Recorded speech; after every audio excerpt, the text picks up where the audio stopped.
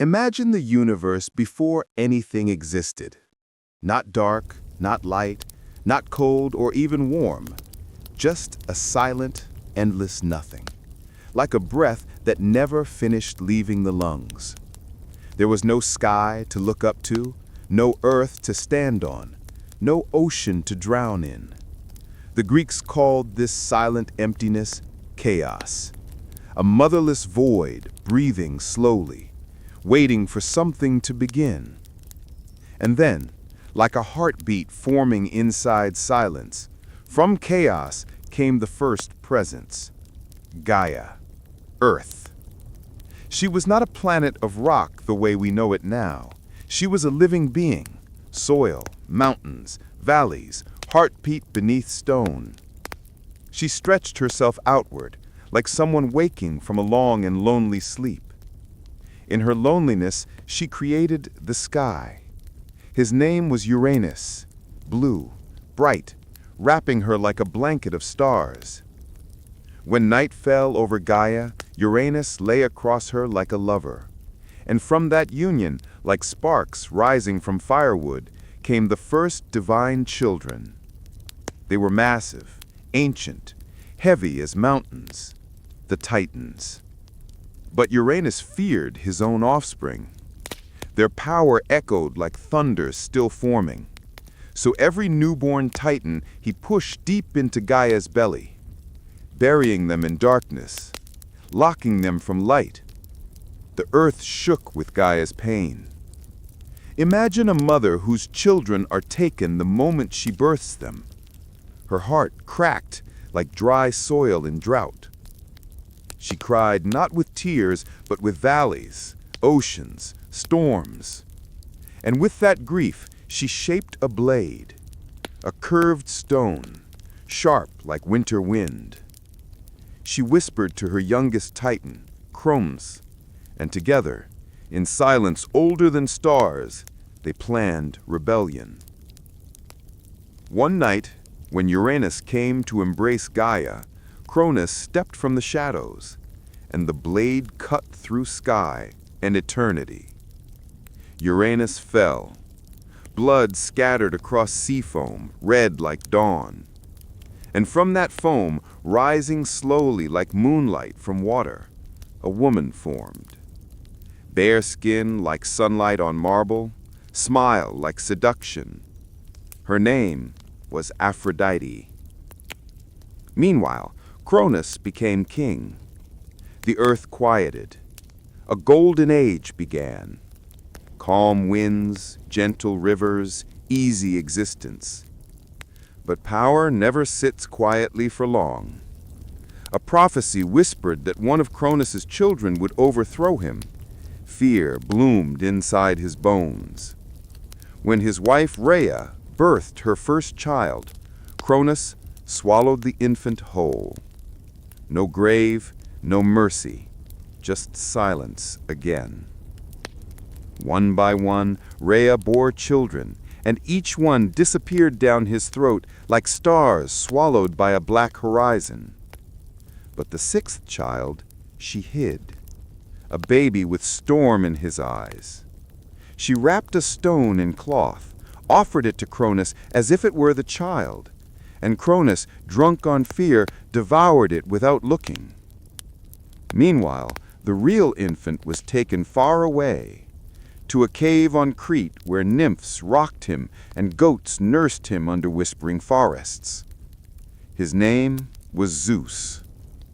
He grew not like a human day by day, but like a storm gathering behind mountains. His mind sharpened like lightning. His heartbeat sounded like distant thunder. And when he was old enough to stand tall, he returned to face the father who had swallowed worlds. Zeus gave Cronus a drink, a divine mixture that twisted inside his stomach like a storm turned backward. Cronus doubled over, and from his mouth came the children he once swallowed: Hestia, Demeter, Hera, Poseidon, Hades, reborn, breathing, furious. The sky split with war. Titans rose like mountains walking. Gods answered with thunder. The world roared like an animal in pain. For 10 long years the earth shook, oceans boiled like kettles, and lightning fell like spears hurled by angry heavens. Zeus freed the Cyclops, beings with one burning eye, and they forged his thunderbolt, white fire in his palm. With it, Zeus struck the Titans down. Cronus fell hardest, swallowed by the earth he once ruled. Tartarus closed over them like a door with no handle. Silence returned, but not the silence of chaos. This one was waiting, breathing, alive. Zeus and his siblings built a home above the clouds, Olympus. No bricks, no wood, just white stone, wind, gold, and eternity woven together. They laughed like thunder. They ate ambrosia that tasted like honey made of sunlight. The air itself shimmered with immortality. But peace is a thin cloth. It tears easily. Humans were born next. Prometheus shaped them from clay with fingers careful as prayer. He loved them too much, fed them, protected them, watched them shiver through night. One evening, he stole fire from the gods and gave it to mankind. Fire for warmth, cooking, forging, dreaming. Zeus saw the glow spreading across earth like wildfire, and in anger so cold it felt like ice forming inside a star, he chained Prometheus to a mountain where an eagle tore his liver day after day, and every night the wound healed, only to break open again. Humanity received fire, but it came with a curse. Pandora, not evil, just curious. She opened the jar Zeus gave her, and sorrow rushed into the world like floodwater. Disease, jealousy, war, old age. Only one thing stayed inside when she slammed the lid shut. Hope. Small, breathing, surviving. And the world kept moving. The gods multiplied like storms spreading across the sky. Apollo with golden hair and music that could bend emotion. Artemis with moonlit arrows. Ares with iron bloodlust. Athena with wisdom sharper than blades. Dionysus laughing through wine and madness. Aphrodite turning hearts to wildfire with one glance. Each god loved mankind, hated mankind, played with mankind. Like children with sandcastles, they admired, then destroyed when bored. Zeus loved many women, mortal and divine. Hera's jealousy cracked like glass beneath silk. Punishment fell like winter storms, not upon Zeus, but upon those he touched. Io turned to a cow. Europa carried across the sea on the back of a bull. Leto hunted from land to land until her children were born in pain and moonlight. The gods were eternal, but love made them dangerously human. And then one afternoon, the world changed. Persephone was picking flowers in a field so quiet you could hear petals brushing each other. Then the ground split open like a scream. Hades rose in a chariot of black metal and shadow, and the girl was taken below. Demeter searched the world, but nothing answers a grieving mother. Fields died, wheat turned to dust. Winter came into existence. Persephone finally returned, but she had eaten 6 pomegranate seeds in the underworld. So she must spend 6 months above, 6 months below. And from that, seasons were born. Winter is grief. Spring is forgiveness. And humanity lived between those breaths of nature and sorrow. Cold morning, early medieval dawn. 2 of them, just the 2. No crowd, no noise, just footsteps, soft on the dirt road. Their breath hangs in the air like tiny ghosts fading out in the cold. Feels real, feels quiet, like the world's holding its breath with them. One rides ahead, the other rolls right beside him. They don't talk much, no need. The silence kind of says everything. Just a look, a nod, and they keep moving. Same road, same mission, side by side like it's fate. Wind kicks up now and then. Trees crack a little like they whisper in secrets. Both riders slow down, eyes sharp, ears open, just making sure nothing crazy is waiting for them out there. Then they start moving again, steady and calm, like they've done this 1,000,000 times before. Sun starts pushing through the fog, soft golden light sliding across the path. The shadows stretch long behind them, almost feels like history is watching them, writing their story for them. One grips an old map, edges torn. The other, his eyes say he's not turning back no matter what. They don't know what's waiting up ahead. Danger, treasure, maybe both. But still, they ride on. 'Cause sometimes it's not about the destination. It's about who's riding with you. Night falls slow. Sky fades from gold to bruised purple, then to deep, silent black. Only the moon hangs above them, thin, sharp like a silver blade. Their horses breathe heavy, steam curling into the cold air. Grass bends under hoofbeats, soft rhythm. Thump, thump, thump, steady like a living heartbeat in the dark. They stop near an abandoned stone well, half broken, moss eating its edges. One dismounts, boots hitting dirt with a dull thud. He runs his hand across the cracked stone, like touching old memories, like time itself is sleeping here. Feels weird here. Not scared, just aware. His buddy gives a small smirk, like, yeah, no kidding, but they don't turn back. Wind shifts. Dry leaves skitter across the ground, rustling like footsteps that aren't theirs. Both men freeze, eyes scanning shadows that move but shouldn't. Nothing there. Or maybe something just too fast to catch.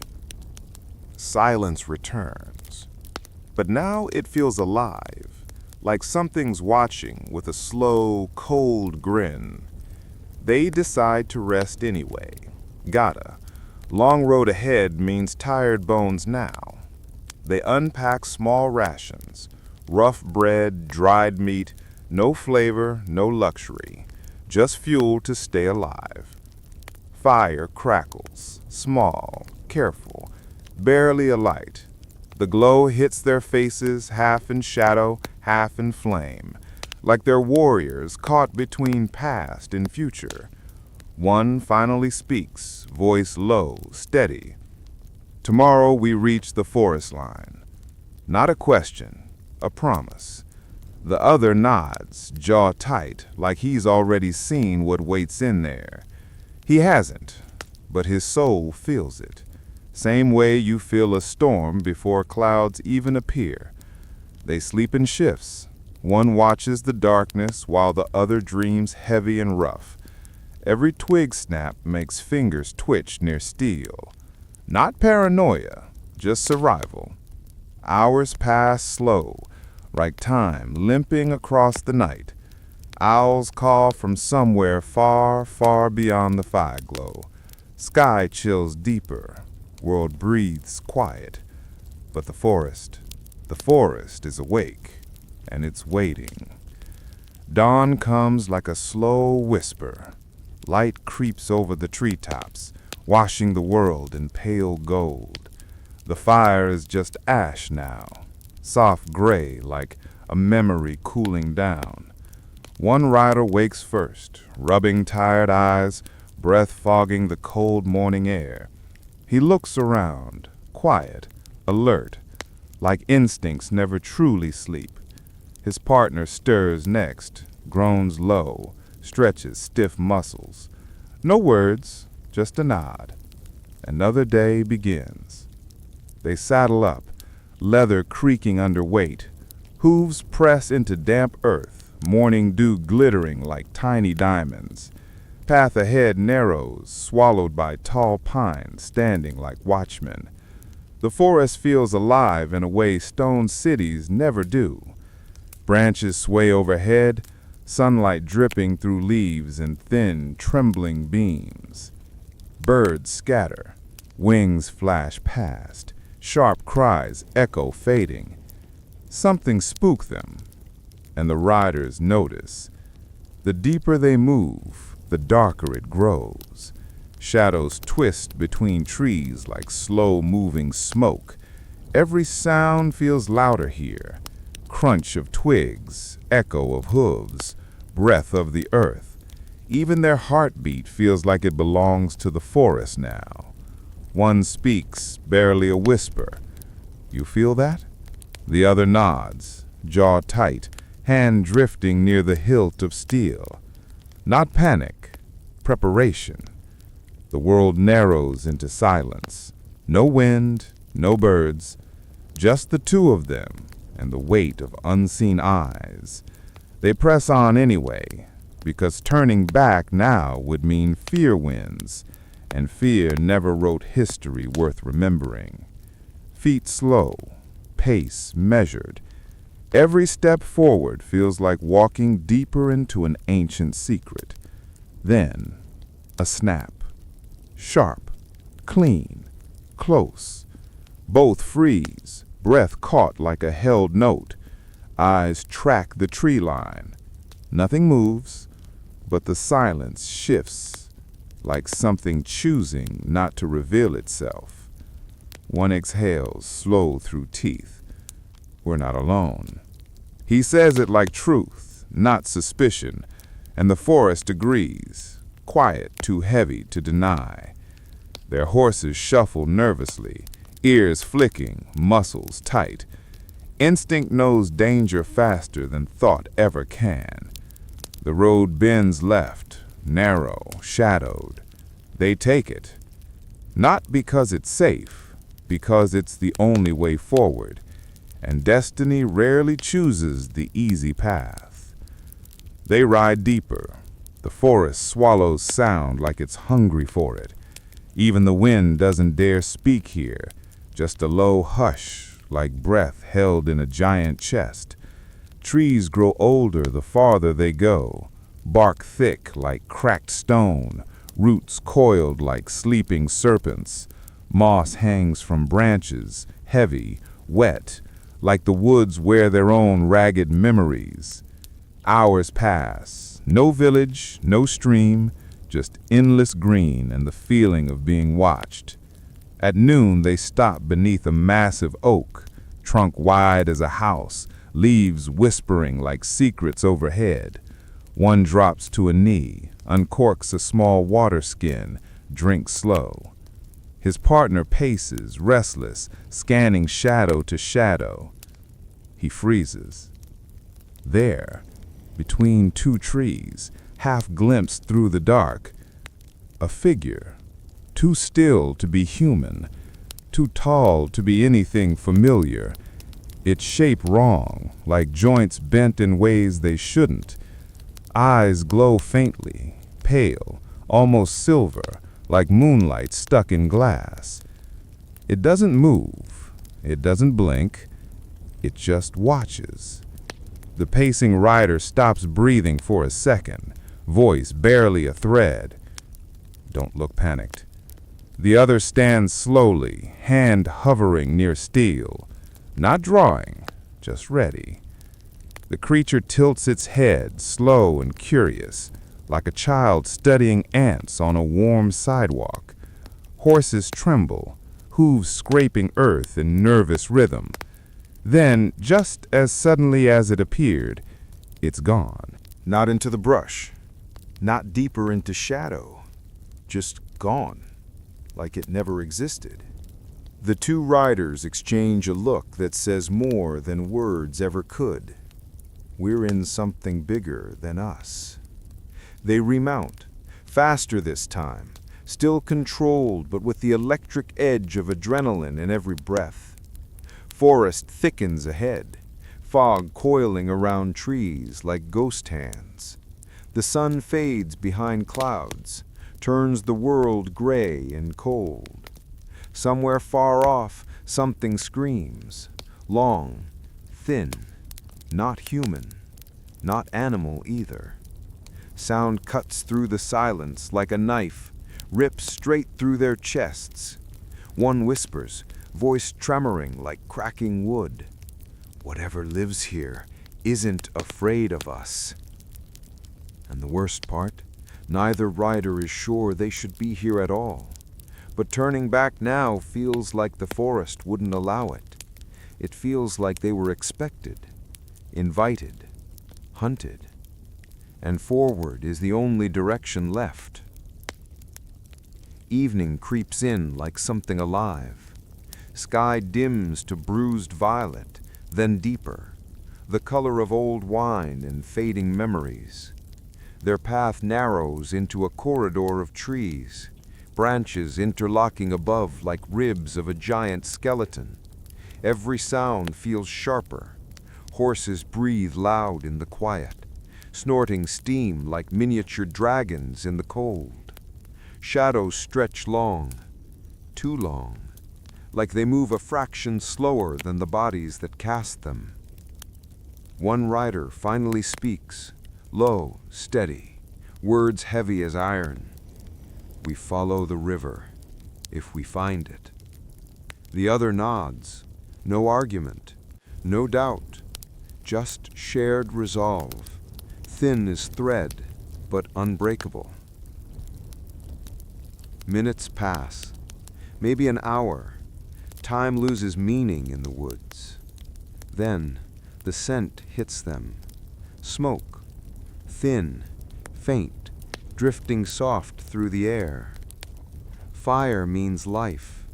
Life means shelter, or danger, or both. They follow it. Bushes scratch against legs, branches whip shoulders, ground soft and uneven under hooves. Forest opens slowly like a fist unclenching. A clearing waits. Small fire crackles in the center, flames licking up from neatly stacked wood. Warm light falls over stones arranged in a circle, too perfect to be random. Someone built this, recently, but no one stands near it. No bedroll, no satchel, no tracks in the dirt, just fire, burning like it doesn't need a keeper. Both riders dismount, eyes narrowed, muscles tight. Heat warms cold faces, but comfort is thin like paper, ready to tear with one wrong move. One kneels beside the fire, hands hovering over flame like reaching for a forgotten memory. He speaks soft. Someone knew we were coming. His voice isn't afraid, just honest. The other circles the clearing, steps slow, deliberate, until he stops dead. Footprints, not human, not hoof, not anything he's seen before. Three-toed, deep, clawed like a nightmare made of bone and shadow. The prints lead away from the fire, into darkness thick as ink. He swallows hard, a dry click in his throat. We're being watched. Not a guess, certainty. The trees do not move, but the space between them feels like eyes.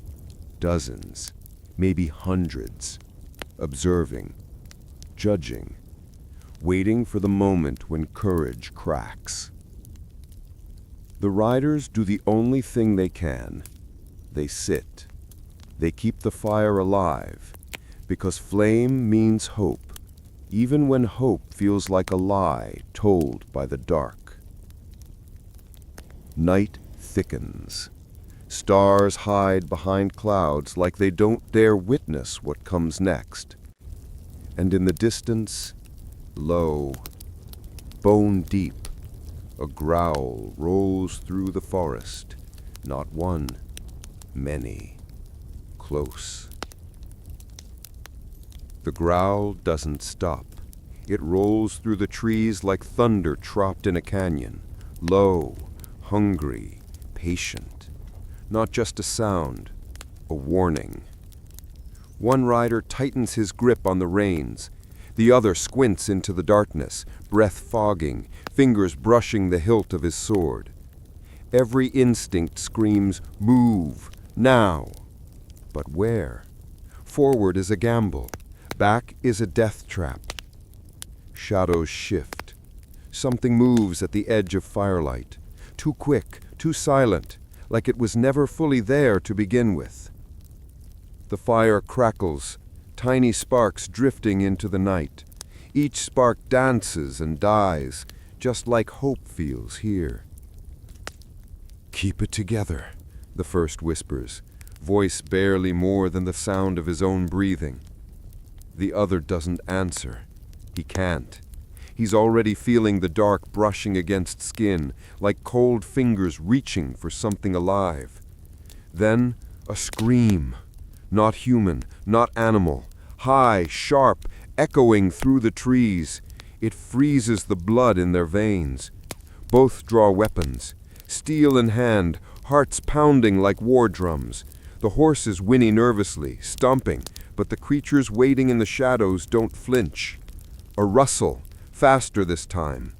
Eyes catch glinting, reflecting firelight. They see shapes, thin, long, jagged silhouettes sliding between trees with unnatural grace. One whispers, "They're circling us." No panic, only the calm that comes when you know running won't save you. The fire seems smaller now, too small to matter. Yet it is all they have. And in that flickering warmth, they make a choice, stand or die trying. A low growl rises from the darkness, then a pause, then another, closer, sharper, like a countdown before a storm hits. Breath quickens, but they force it steady. Steel in hand, eyes on every shadow. Every sound a threat, every step a gamble. Then, suddenly, silence. Too complete, too unnatural. They know it's not over, not by a long shot. Somewhere, deep in the forest, eyes are waiting. Teeth are bared, and the night is alive, hungry. Minutes stretch into what feels like hours. The forest holds its breath. Even the horses seem frozen, ears twitching, muscles taut, ready to bolt at the slightest provocation. The riders shift uneasily, each joint aching from long hours in the saddle, but they don't move. Not yet. Because moving means giving away their position. A snapping twig somewhere off to the left. A shadow flickers just beyond the firelight. It's fast, too fast to follow, too deliberate to ignore. Something is watching, and it's learning. One rider swallows hard, trying to calm the rapid drumbeat in his chest. He forces a slow, deep breath, letting the air fill his lungs and push the panic down. The other does the same, eyes darting from tree to tree, catching movement out of the corner of his vision. Then they hear it, a whisper, soft, like wind over dry leaves, but deliberate, almost intelligent. A voice, a warning? They can't tell. The fire flickers as the wind picks up, shadows dancing across their faces. Every heartbeat pounds louder than the last. Steel feels heavy in their hands. Horses paw nervously at the ground, sensing danger they cannot see. Suddenly, from the far side of the clearing, something moves into the light. A shape, humanoid, but wrong. Limbs too long, joints bent in unnatural angles. Eyes glowing faint silver, teeth catching the firelight. It steps forward slowly, deliberately. Not running, not rushing, just walking with confidence, like it owns the night. One rider whispers under his breath, "That's not normal." The other doesn't answer. There's nothing to say. They both know running won't help. The figure stops at the edge of the firelight, tilting its head as if studying them. Then another appears, and another, like shadows finally given form. The circle tightens. The forest seems smaller, suffocating. Their fire is a tiny island in an ocean of darkness. A growl rumbles low in the chest of the first rider, instinct and fear colliding. The other taps the hilt of his sword against his palm. No words are spoken, none are needed. They are surrounded. The night is alive, and it's hungry. The shadows move closer, silently, like smoke rolling over stones.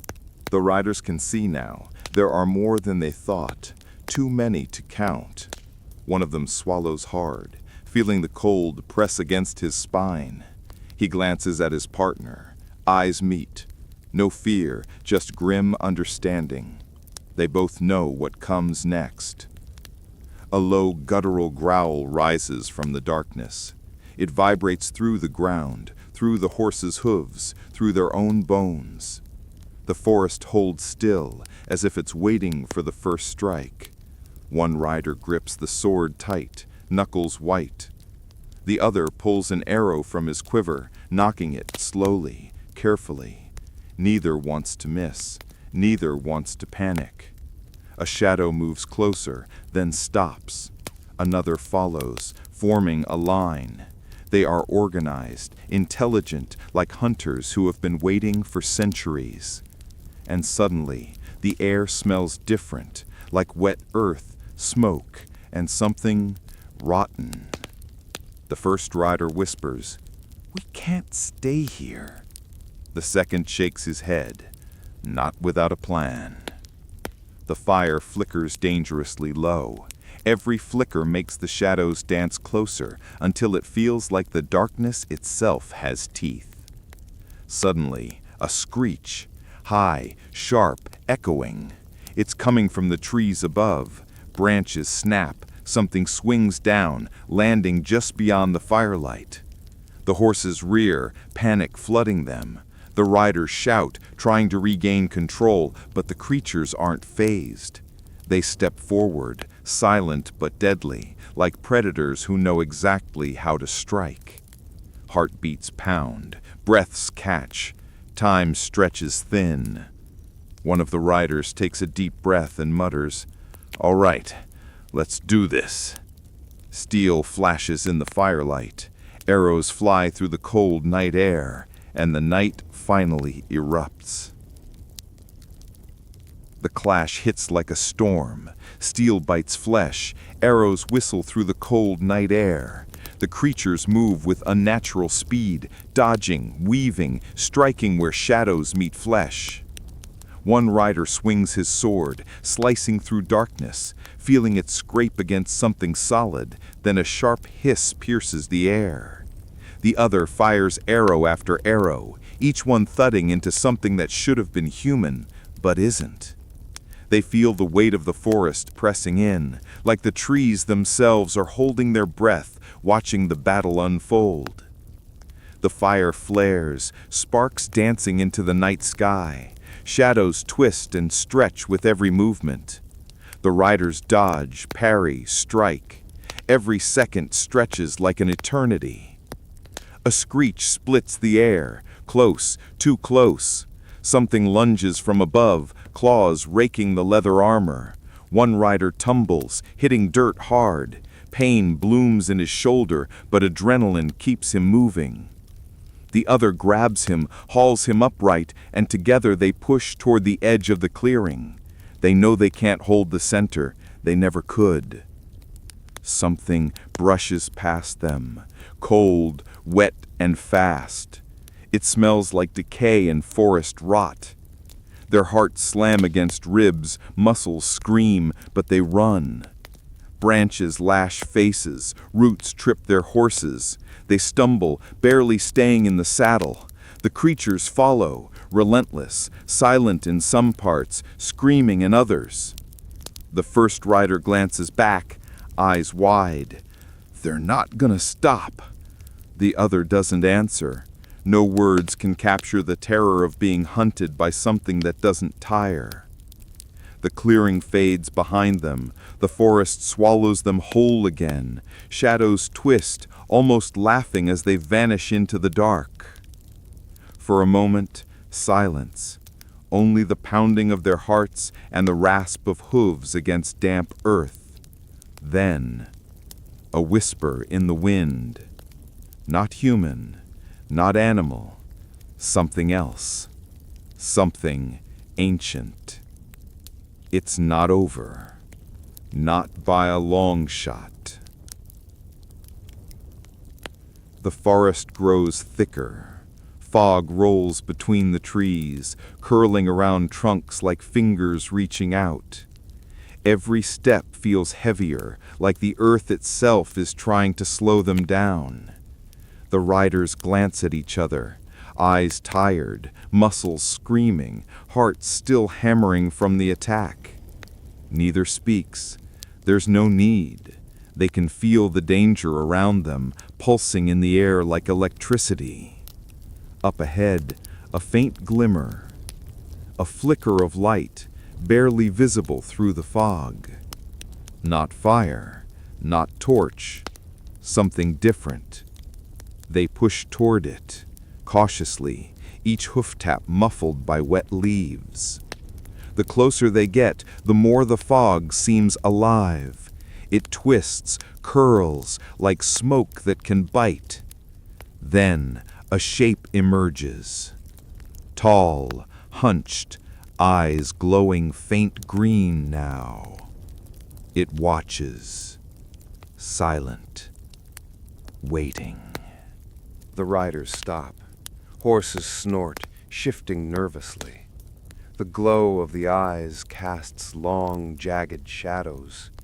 One rider whispers, voice tight with tension, "We need to see what it wants, or we're dead." The other nods slowly, steel tight in his hand, breath slow but steady. Cautious steps forward, every sense on high alert. The creature tilts its head. A low growl vibrates through the clearing, not loud but deep enough to rattle bones. Then it moves, not toward them, not away, but along a path through the fog, almost guiding them. The riders exchange a glance, no words needed. They follow. The fog thickens with every step. Branches scrape their faces, leaves cling wet to their clothes. The light from the creature flickers ahead, guiding them deeper. But every shadow feels alive, watching, waiting, whispering. The riders move cautiously, hooves silent against soft earth. Every snap of a twig makes them jump. Every distant rustle feels like it could be the last sound they ever hear. Suddenly, the creature stops. Tall, hunched, eyes glowing like embers in the mist. It doesn't attack. It doesn't move forward. It just waits. One rider whispers, "We're supposed to follow it?" The other shakes his head slowly, hand tight on the sword. Looks like it, or it wants us to think that. They inch forward. The forest seems to hold its breath. Everything feels wrong, but there's something else. A presence older than the trees themselves, watching them, testing them. Then through the mist, they see it. A clearing. Not natural. Stone structures, half buried, etched with symbols older than any language they know. The ground hums faintly, like the heartbeat of the forest itself. The creature steps aside, as if inviting them in. No noise, no warning, just an empty path to the heart of the ancient clearing. The riders exchange a glance. No turning back now. This is what they were walking into all along. Every instinct screams danger. Every fiber of their being tells them to run, but curiosity and fate pushes them forward. They step into the clearing. The fog swirls around them like it's alive, and the stones seem to pulse underfoot. A faint whisper brushes their ears, and though no words are spoken, they feel the message deep in their bones. You've come too far to leave now. The clearing stretches out before them, cold and silent, like a grave forgotten by time. Stone pillars rise unevenly from the ground, etched with runes that hum faintly in the fog. Each symbol seems alive, vibrating with an energy older than anything they felt. The creature steps aside completely now. It doesn't watch, it doesn't growl. It simply waits, as if the riders are meant to make the next move. One rider swallows hard. What the hell is this place? The other doesn't answer. He doesn't need to. Both feel the weight of something ancient pressing down on them, like the forest itself is leaning in, curious. They move forward slowly. Every step echoes in the clearing, but there's no sound beyond their own. The fog curls around the stone like smoke, twisting in unnatural patterns, almost like letters forming in the air. Then, a low rumble vibrates through the ground. Not the creatures, not the wind, something else, something deep, buried beneath the stones. The riders freeze. Horses snort nervously, hooves scraping against the stone. The ground trembles faintly, like a heartbeat too large to ignore.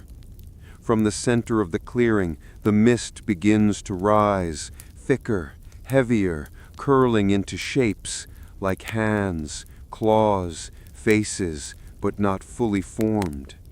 Shadows shift, and they feel eyes watching from everywhere and nowhere. One whispers, This isn't natural. The other nods, muscles tight, grip on the sword ready. Yeah, it's something else. Something alive. Older than anything we've seen. And then, as they step closer, a sudden flash of silver. Light catching a figure hidden in the mist. Tall, silent, almost regal. A presence that makes their blood run cold and their hearts race. It speaks, not in words, but a feeling. Deep inside their minds, like a voice made of wind and stone. You've been chosen, whether you like it or not. The riders exchange a glance, eyes wide, realizing they've walked straight into something far bigger than themselves. The mist pulses around them, heavy and cold. Every breath feels thicker, every heartbeat louder in their ears. The riders can feel it, something alive beneath the stones, watching, judging, waiting for them to make a mistake. The figure in the silver flash steps forward, emerging from the fog. Tall, lean, almost otherworldly. Eyes like liquid metal reflecting firelight and shadow both. No weapon in hand, no obvious threat, but every muscle in their bodies screams danger. One rider whispers, Who the hell are you? The figure tilts its head slowly. No answer. But somehow they understand the message, not in words, but in something deeper, primal. A warning, a command, a test. The ground trembles faintly beneath their boots. Moss and dirt shift like the forest itself is moving. From somewhere in the fog, the low growls return, closer this time. Hunters. The same creatures that chased them through the trees. But now, they hesitate at the edge of the clearing, sensing something bigger. The riders glance at each other. No turning back. No running. Not now. The figure moves closer. Steps deliberate, calm, unstoppable. It stops just a few feet away, eyes locking on theirs. A cold wind swirls, carrying a whisper through the clearing. Everything you feared, everything you've hunted, ends here. One rider swallows hard, voice barely audible. Then what? What are we supposed to do? The figure doesn't answer.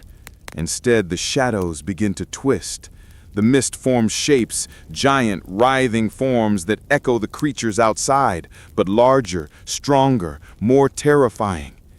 The hunters step into the clearing now, drawn to the figure like moths to flame. Teeth bared, claws gleaming in faint silver light. Growls ripple across the clearing like thunder, but the figure stands tall, unmoved, commanding, immortal. The riders realize they're in the center of something far bigger than survival. They are pawns in an ancient game played by forces older than any forest, older than the earth itself. And one thought hits them both at once. We're not just fighting to live, we're fighting for something bigger than ourselves. The clearing trembles. The fog coils tighter. Thick as soup, hiding the edges of the forest. The hunters circle closer, eyes glinting, teeth bared. Every muscle in the riders' bodies are taut, ready for the first strike.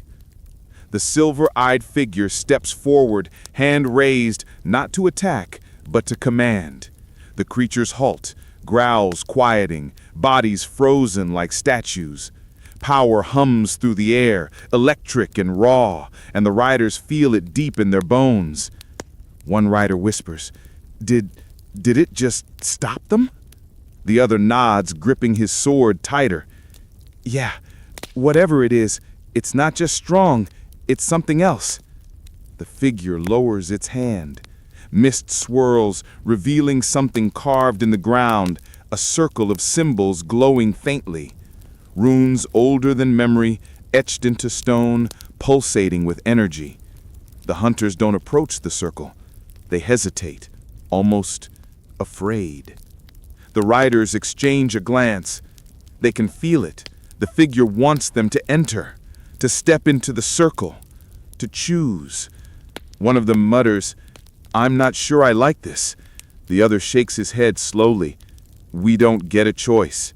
Not really. They step into the circle. The air hums, vibrating through every bone, every nerve. The hunters growl, moving closer, but the figure raises a hand again. Enough. Suddenly, the mist explodes outward. Shadows twist, forming shapes larger than the hunters, larger than anything they've imagined. The ground shakes beneath them. A low, resonant sound, like the forest itself is roaring, fills the clearing. The riders stumble, trying to stay upright, hearts hammering. They can feel the power surging through the circle, through the stones, through the very air. It's overwhelming, terrifying, magnificent. The silver-eyed figure speaks, voice low and deep. You've come far, but this is only the beginning. Survive this night, and you may learn why. The hunters let out a chorus of snarls, but they do not attack. They circle the clearing, shadows flickering, waiting. The riders realize they're trapped, but not helpless. And one thought strikes them both at once. We're in a story older than time, and we're part of it now. The night had fully claimed the forest. Mist clung to every branch, every leaf, wrapping around the riders like a living thing. The silver-eyed figure stood in the center of the ancient circle, unmoving, while the hunters lingered just beyond the mist, like shadows unwilling to fully reveal themselves. The riders felt the pulse of something immense beneath the stones, like the very heartbeat of the forest was alive. You ready for this? One rider muttered, voice low, almost swallowed by the fog. The other didn't answer, only tightening his grip on the hilt of his sword. Neither wanted to admit fear, but it hummed in their veins, twisting every thought. Because what they faced now wasn't normal, not human, not animal. something far older, far smarter, far more dangerous. The figure lifted one hand slowly. The fog seemed to part, curling around it like smoke obeying a command. The hunters froze, eyes gleaming in the silver light. Then, without warning, the ground trembled. A low rumble rolled through the clearing, vibrating up through the riders' boots, rattling their teeth. One rider whispered, That's not natural." "No kidding," the other replied, jaw tight. They had faced danger before, in villages overrun by bandits, in forests crawling with wolves, but this was something else. It was intelligent, calculated, patient, and it knew they were out of place. Suddenly, a shadow darted from the fog, a blur of teeth and claws. The riders reacted instantly, steel flashing, arrows knocked, hearts hammering. But the shadow stopped short, inches from the circle, and a hiss came from the silver-eyed figure. The creature froze, almost bowing, as if obeying some command older than memory. The riders exhaled, barely noticing. Every second stretched into an eternity. The clearing felt alive, breathing. The fog twisted into shapes, forms they couldn't name, yet somehow recognized from dreams they never had. And then the silver-eyed figure spoke, voice low and resonant, vibrating in their bones. "You've been brought here for a reason. To witness, to survive, and maybe to understand." One rider swallowed hard, voice shaking slightly. "Understand what?" The figure did not answer with words. Instead, the runes beneath their feet glowed brighter. Symbols writhed and shifted as if alive, pulsing in time with the forest's heartbeat. The mist swirled, revealing carvings of beasts and warriors, of gods and mortals, intertwined in stories older than time itself. The hunters murmured low, almost like voices echoing through the fog. The riders realized they weren't just guardians. They were witnesses, part of something far bigger than themselves. A rustle came from behind. A low growl answered it. Hunters, yes, but also something else. Larger, slower, almost deliberate. It didn't attack. It watched. The riders looked at each other. Do we fight?" one whispered. The other shook his head, voice firm. "Not yet. We survive first, then we learn, then we fight if we have to." They stepped into the center of the circle. The ground pulsed beneath their boots, and the fog curled tighter, almost like it wanted to wrap around them and hold them there. The silver-eyed figure extended both arms. From the mist, faint shapes began to rise, ghosts of warriors, fallen beasts, memories made solid by the ancient power of the forest. The riders' eyes widened, steel in hand, breath catching, adrenaline spiking. They realized this was no ordinary fight. This was survival on a scale they hadn't imagined. They were about to face not just creatures, not just hunters, but the story of the forest itself. The mist thickened further. A faint silver light shimmered from the figure's eyes, reflecting off the shapes rising from the fog. The hunters circled, silent, patient, like they were studying the riders' every move. And the riders felt it, every instinct screaming that the night would demand more than courage. It would demand cleverness, endurance, and perhaps a bit of luck that no one could guarantee. The figure moved slowly, deliberately. The mist swirled faster, twisting into long clawed fingers that reached toward the sky. The ancient carvings pulsed brighter with every step, and a low hum filled the clearing, deep, resonant, vibrating through bones. One rider whispered under his breath, "We're not ready for this." The other's grip on his sword tightened. "We'll never be ready, but we have to survive." And in that instant, the first of the shapes lunged. not attacking yet, just testing. The night was alive, the hunters were alive, and the forest itself was awake. The riders braced for what would come next, because once the first strike landed, there would be no turning back. The first shadow hit the ground with a whisper of movement, like smoke collapsing into smoke.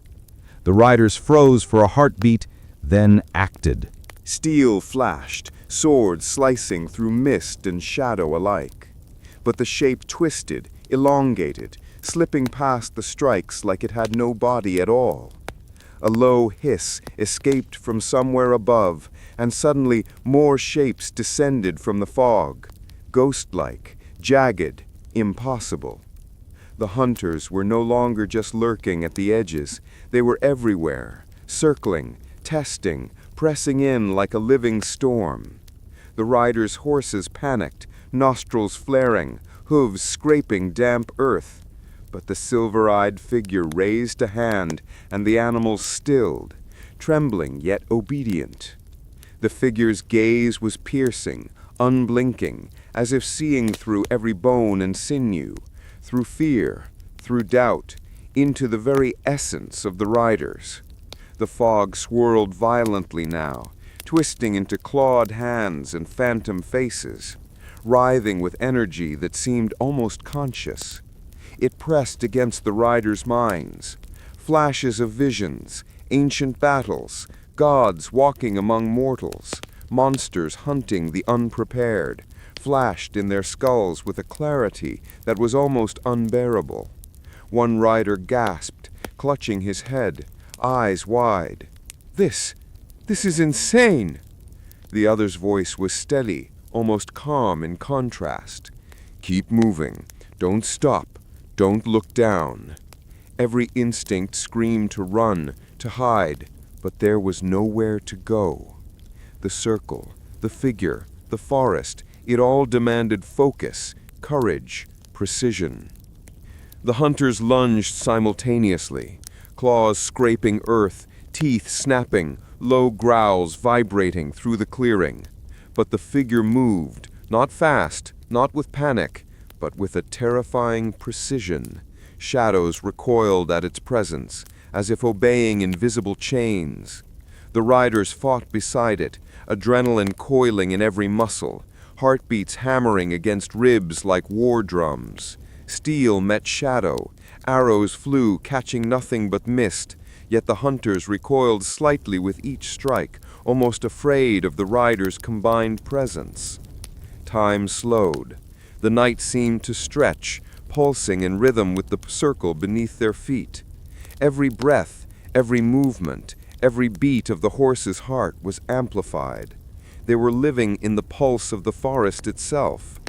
The silver-eyed figure raised both hands now, and the mist parted in a sweeping motion, revealing carvings etched deep into the stone floor. Symbols shimmered with energy, glowing like they contained the essence of the world itself. The hunters froze at the edge of the circle, snarling, hissing, but held back. One rider whispered to the other, "What the hell is that? What's it doing?" The other gritted his teeth. "I don't know, but it's keeping them in check. That's all we need to know right now." The fog twisted again, forming massive, jagged shapes, almost like monsters made of smoke and shadow. They surged toward the riders, but the figure stepped forward, chanting low words, almost inaudible. The shapes paused, quivering, folding in on themselves, then dissipated slowly like smoke blown away by wind. The riders exhaled sharply, muscles trembling from tension. They realized something important. The figure wasn't just protecting them, it was testing them, measuring their courage, their focus, their willingness to survive in a world older than memory. Another whisper slithered through the mist, soft yet menacing. "You think you've seen fear. You haven't seen anything yet."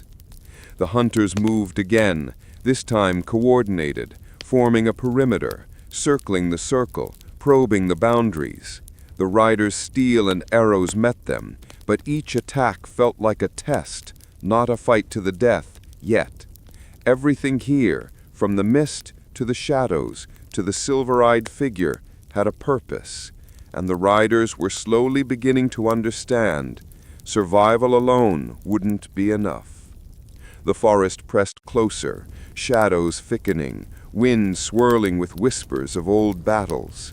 The hunter's eyes glinted with intelligence, cunning, cruel, patient. The riders felt their own fear morph into something else. Sharp focus, the primal edge of awareness. Steel and breath and blood coursed through them. They weren't just surviving anymore. They were participating in something alive, something eternal. The figure raised a hand again.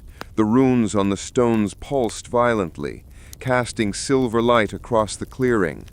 The hunters paused once more, hissing low, circling carefully, and the riders realized this was the forest's way of telling them the night had only just begun. The hunters didn't attack immediately. They circled the clearing with a patience that made the rider's skin crawl. Every clawed step, every twitch of an ear, every hiss was calculated, precise, almost ritualistic. It was as if the forest itself had trained them, whispering through the mist what to do and where to strike. The riders' hearts hammered in their chests. Adrenaline twisted in their veins, sharp and biting. Steel in hand, arrows knocked, every breath measured. They were aware now. Every second mattered. Every movement could tip the balance between survival and oblivion. Then the first strike came. Not from the hunters, not from the shadows, but from the ground itself. The runes beneath their feet flared with silver light, pulsing violently. The mist swirled like a living tide, curling around the riders, tugging at clothes, hair, even skin. It wasn't just fog anymore. It was alive, testing their courage, their resolve. One rider shouted, barely audible over the low rumble, "Hold your ground! Don't let it freak you out!" The silver-eyed figure raised both hands, chanting words older than memory. The mist formed into shapes, phantoms of warriors long dead, spectral beasts that snarled and lunged at the rider's feet, only to dissipate before causing harm. The figure's power wasn't just defense, it was teaching, forcing the riders to adapt, to understand the rhythm of this ancient, dangerous place. The hunters made their move then, surging forward with a silent coordination that felt inhuman. Claws scraped stone, teeth snapped.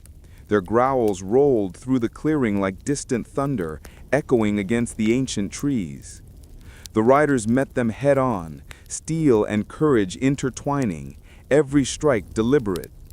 Yet it was clear the hunters weren't attacking recklessly. They were probing, watching, gauging the riders' reactions, trying to predict every move. The horses were tense, but the figure's presence calmed them enough to stay on their feet. The riders moved in tandem, fighting not just for survival, but for understanding.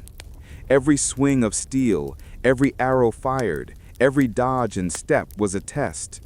And somewhere deep in the fog, the forest whispered, ancient and patient, "Survive, learn, adapt." Hours seemed to stretch into an eternity. The night was endless. Mist and shadow wrapped around everything. The silver-eyed figure at the center, pulsing like a heart of the forest itself. The hunters pressed constantly, but never recklessly. It was a deadly dance. The riders began to see patterns in the chaos. The hunters attacked in rhythm, shadows flicking in sync with the glowing runes beneath their feet. Then, a crack in the canopy, a sudden beam of moonlight pierced the fog. It struck the center of the circle, illuminating the carvings etched into the stones. Symbols writhed, twisting into shapes the riders could almost recognize. Dragons, serpents, gods, monsters, battles long forgotten. The silver-eyed figure lowered its hands slowly, and the pulse of energy from the stones flowed outward, washing over the hunters, holding them at bay. One rider breathed heavily, muttering, I think we're getting it. We need to move with the rhythm, with the circle." The other nodded, muscles screaming, adrenaline still roaring. They began to mirror the subtle pulses of the stones, stepping in time, swinging their weapons in sync with the invisible rhythm.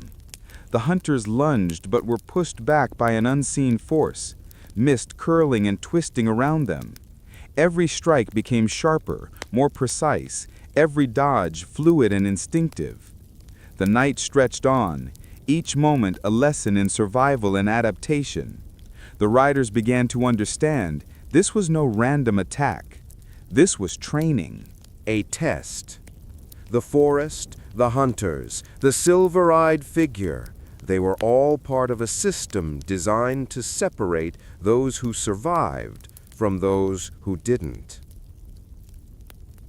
Hours later, the first light of dawn began to pierce the mist.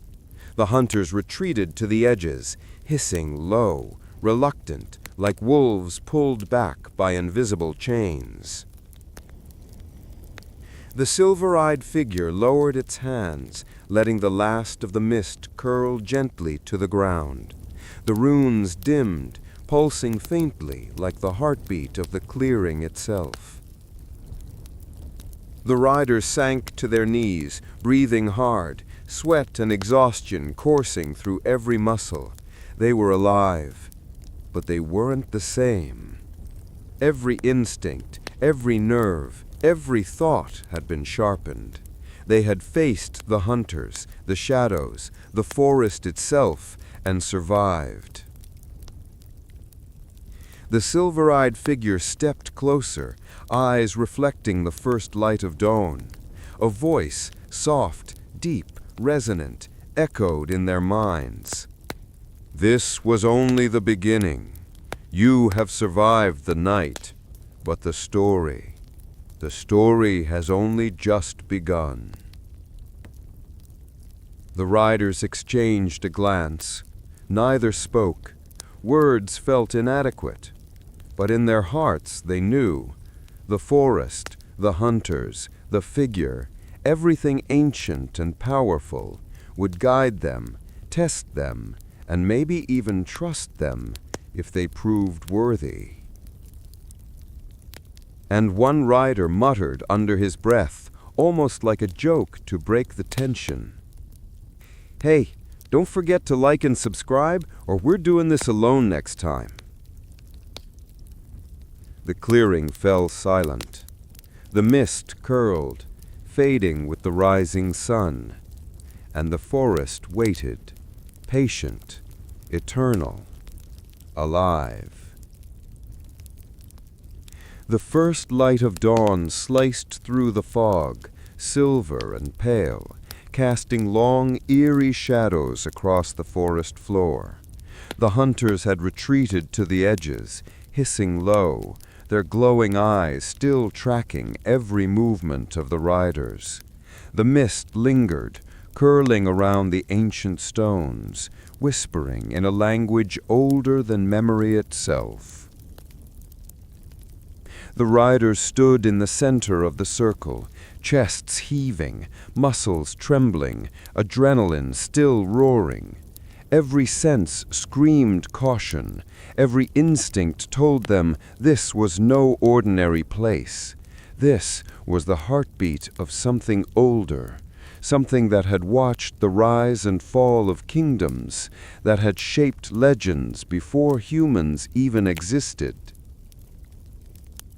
The silver-eyed figure stepped forward, boots silent against the stone. It paused, head tilted slightly, eyes scanning the carvings beneath their feet. The runes pulsed faintly, shifting and writhing as if alive, and the riders could feel the pulse through their soles of their boots, through their bones. One rider swallowed hard. What is this place?" The figure's gaze met theirs, calm yet penetrating.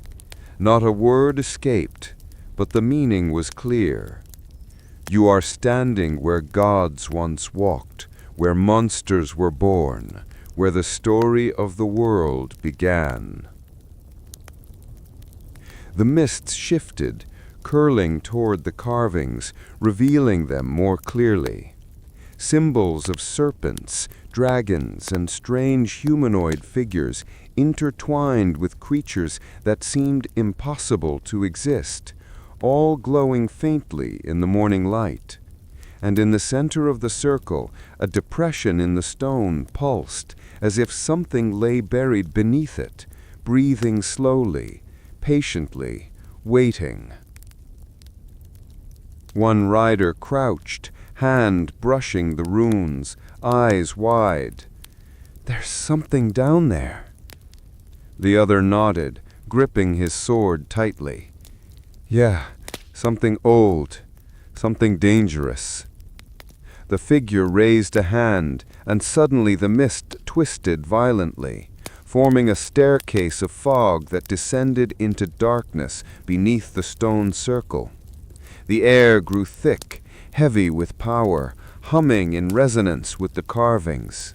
Every hair on the rider's arm stood on end. Every instinct screamed to stay back, but curiosity and fate drove them forward. As they stepped down, the mist enveloped them completely, and the light from above faded, replaced by a cold, pale glow from luminescent runes carved into the walls of the subterranean chamber. The air smelled of damp earth, ancient stone, and something metallic, like blood, but older than memory itself. The chamber was massive, impossibly large for something buried beneath the forest. Pillars of stone stretched high, carved with faces that twisted and contorted in agony and triumph, as if recording battles and sacrifices from eons past. And at the center, something lay encased in a crystalline coffin, shimmering with faint silver light, and the air thrummed with a power that pressed against the riders' chests, making it hard to breathe, hard to think, hard to move. The silver-eyed figure gestured toward the crystalline tomb. The runes pulsed brighter, as if urging them forward. A whisper slithered through the chamber, almost audible.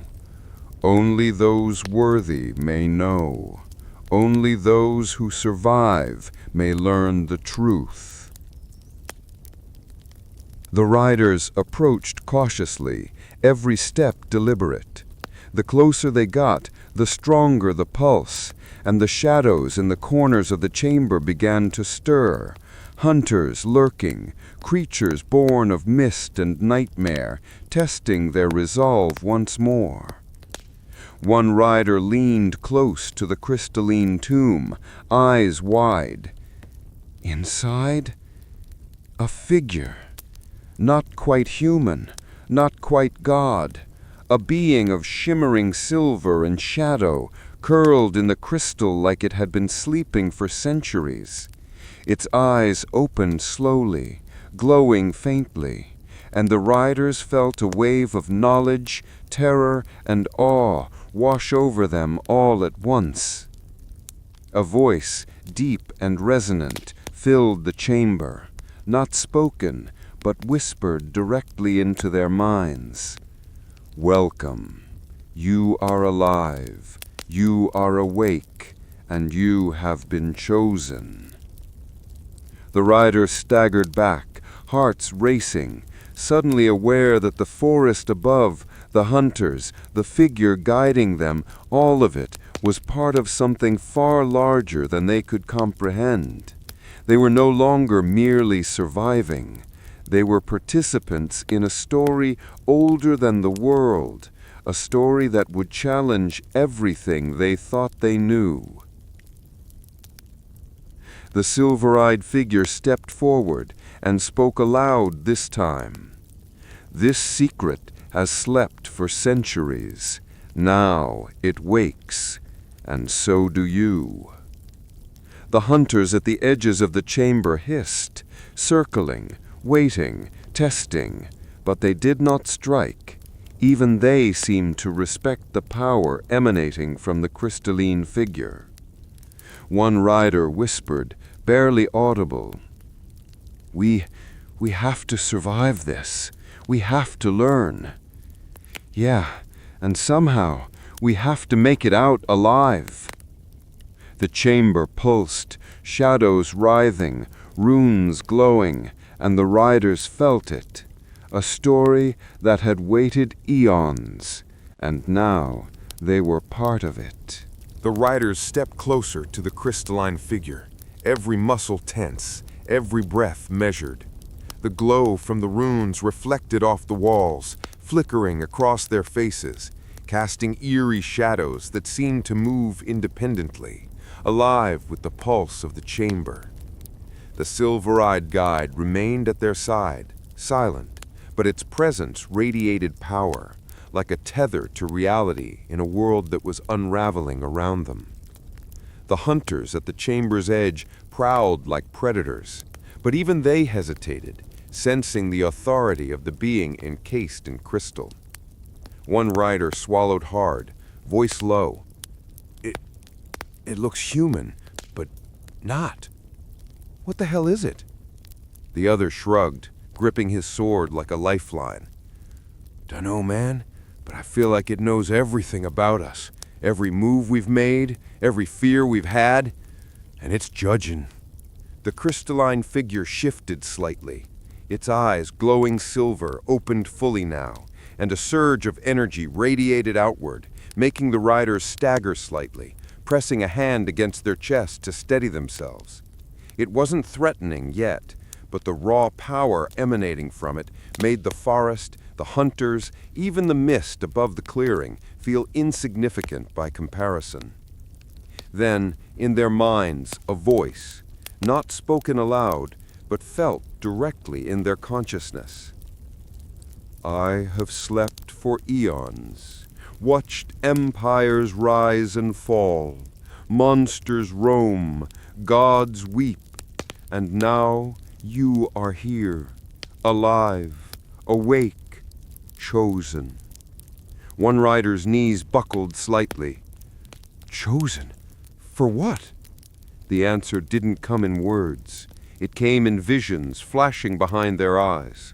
A world of gods walking among mortals, heroes wielding weapons that could split mountains, serpents curling around kingdoms, devouring hope, life, and fear alike.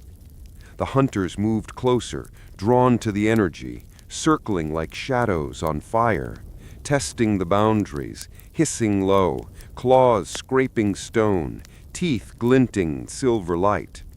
The riders realized quickly this was another test. The figure wasn't just ancient, it was teaching. And the forest itself, the hunters, the chamber, it was all part of the lesson.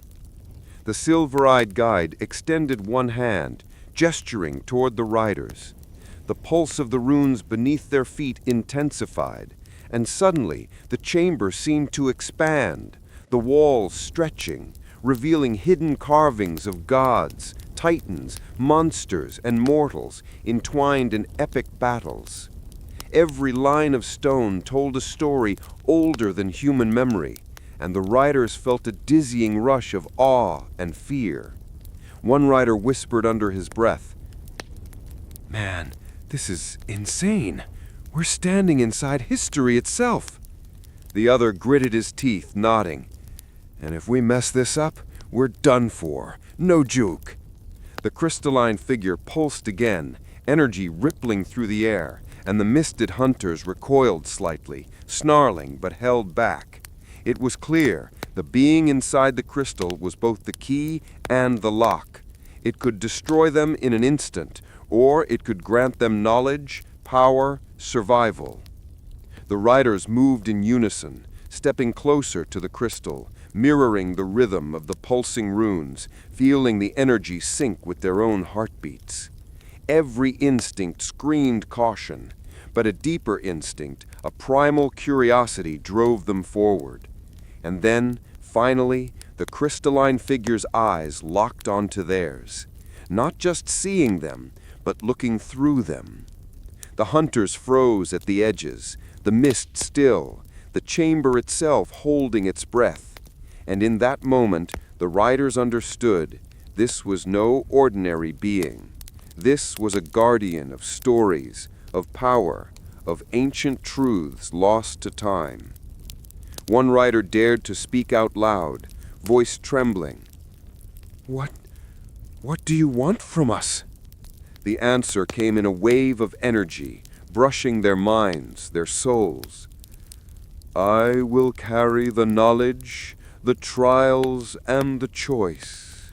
You will survive, adapt, and learn, or fall forgotten like all before you.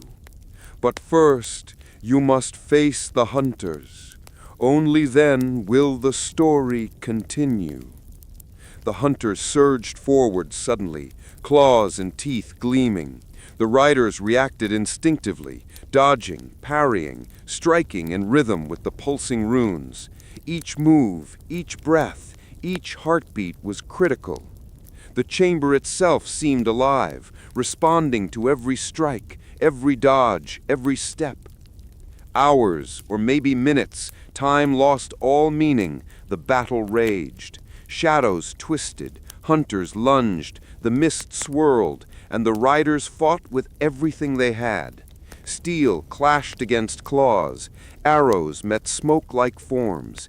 Energy pulsed through the circle, the chamber, and the riders themselves, etching lessons, warnings, and strength into their very bones. By the first rays of true sunlight, the hunters had receded, the mist thinning, the chamber glowing faintly. The riders stood, breathing heavily, every muscle trembling. Yet something fundamental had shifted. They were alive. But more importantly, they had learned. They had survived the night-long trial. And the crystalline figure pulsed once more, approvingly, silently, eternally. One rider muttered, almost joking through exhaustion. "Yo, don't forget to smash that like button and subscribe. Seriously, we survived hell here." The other laughed weakly, nodding. "Yeah, next time though, I want coffee before ancient nightmares." The chamber fell silent. The mist dissipated. The forest waited. And the story, older than gods, older than kings, continued, with the riders now part of it. The chamber was silent, but it wasn't peaceful. Every corner held shadows that twitched like living things. The mist had thinned, but a faint silver haze still hovered over the crystalline figure, casting ghostly reflections across the carved walls.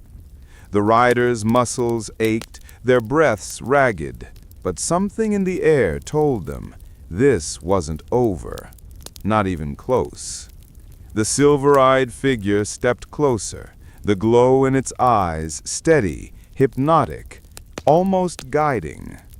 The runes beneath their feet pulsed slowly, a heartbeat syncing with their own.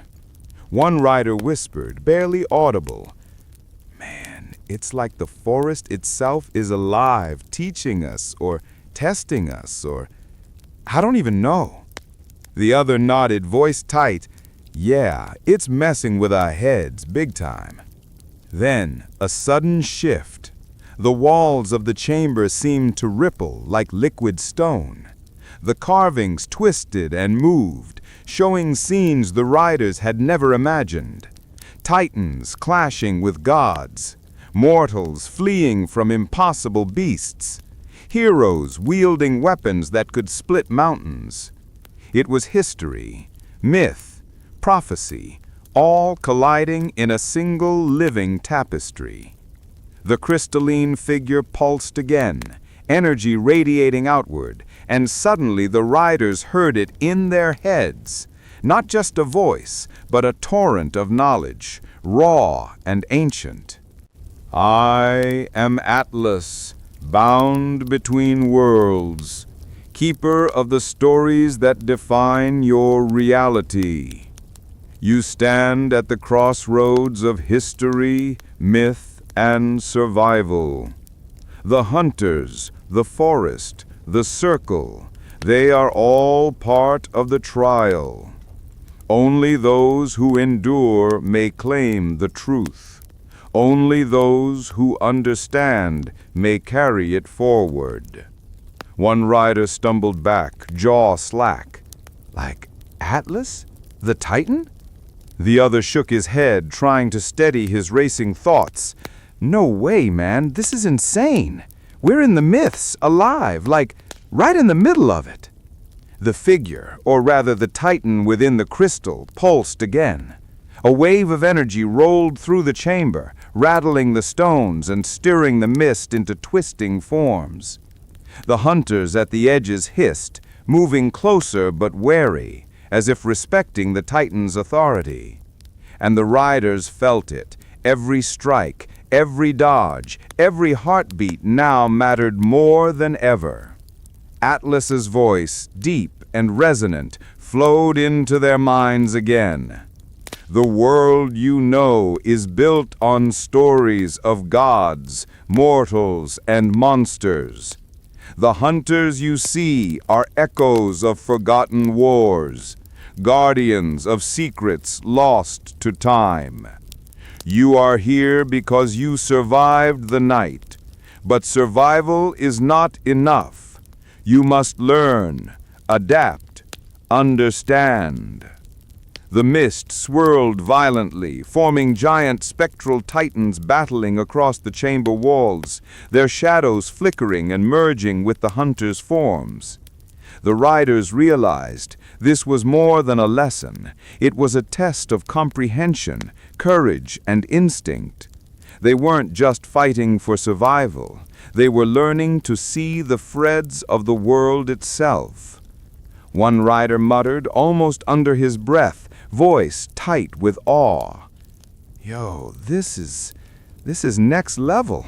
We're basically inside mythology right now. The other nodded, jaw clenched. Yeah, and if we mess this up, we're toast. Suddenly, the hunters lunged, coordinated, fast, and precise. The riders moved instinctively, dodging, striking, syncing their motions with the pulsing runes beneath their feet. Every attack was parried, every shadow anticipated. It was like the chamber itself guided them, teaching them rhythm and flow, forcing them to adapt to forces beyond comprehension. The Titan's presence grew stronger, radiating authority and power, and the riders realized something shocking. The hunters were not just enemies. They were instruments, part of a greater design. Every strike they dodged, every lunge they countered, sharpened their understanding, their connection to the pulse of the chamber, the forest, and the Titan. Hours, or what felt like hours, passed in this rhythm of battle and learning. The riders' muscles burned, hearts raced, every nerve screaming, but they began to see patterns. The hunters' movements, the pulses of the runes, the flow of energy from Atlas. They weren't just surviving, they were synchronizing with the ancient forces themselves. Finally, the mist began to fade, and the hunters retreated to the edges once more, hissing and circling, still watchful but restrained. The crystalline Titan pulsed once more, eyes locking onto the riders, and the chamber seemed to sigh, as if acknowledging their endurance. Atlas's voice filled their minds one last time. You have survived. You have observed. You have begun to understand. The world of gods, titans, mortals, and monsters is vast, and now you are part of it. The story continues, and so must you. One rider wiped sweat from his brow, muttering, Yo, that was insane. If we're still alive, we gotta hit that like button and subscribe too, obviously. The other laughed weakly, nodding, voice trembling. Yeah, we just survived the Titan test and somehow lived. Coffee first, stories later. The chamber fell silent, the mist retreating, the runes dimming. The force waited outside, patient, eternal, alive. And the riders realized they had crossed the threshold. They were no longer just observers of a story. They were participants. They were part of the myth. The chamber pulsed faintly, the silver haze of mist curling like restless spirits around the riders. Outside, the first real sunlight touched the tops of the ancient trees. But inside, shadows remained thick, alive, moving with intent. The riders felt it in their bones. This was far from over. The silver-eyed figure, Atlas, pulsed with energy, casting long, shifting shadows across the carved walls, and suddenly, the runes glowed brighter, responding to some unspoken signal. The hunters at the edges stiffened, then disappeared into the mist as if summoned elsewhere. And then they came. From the far corner of the chamber, shapes began to emerge, twisting from shadow and mist.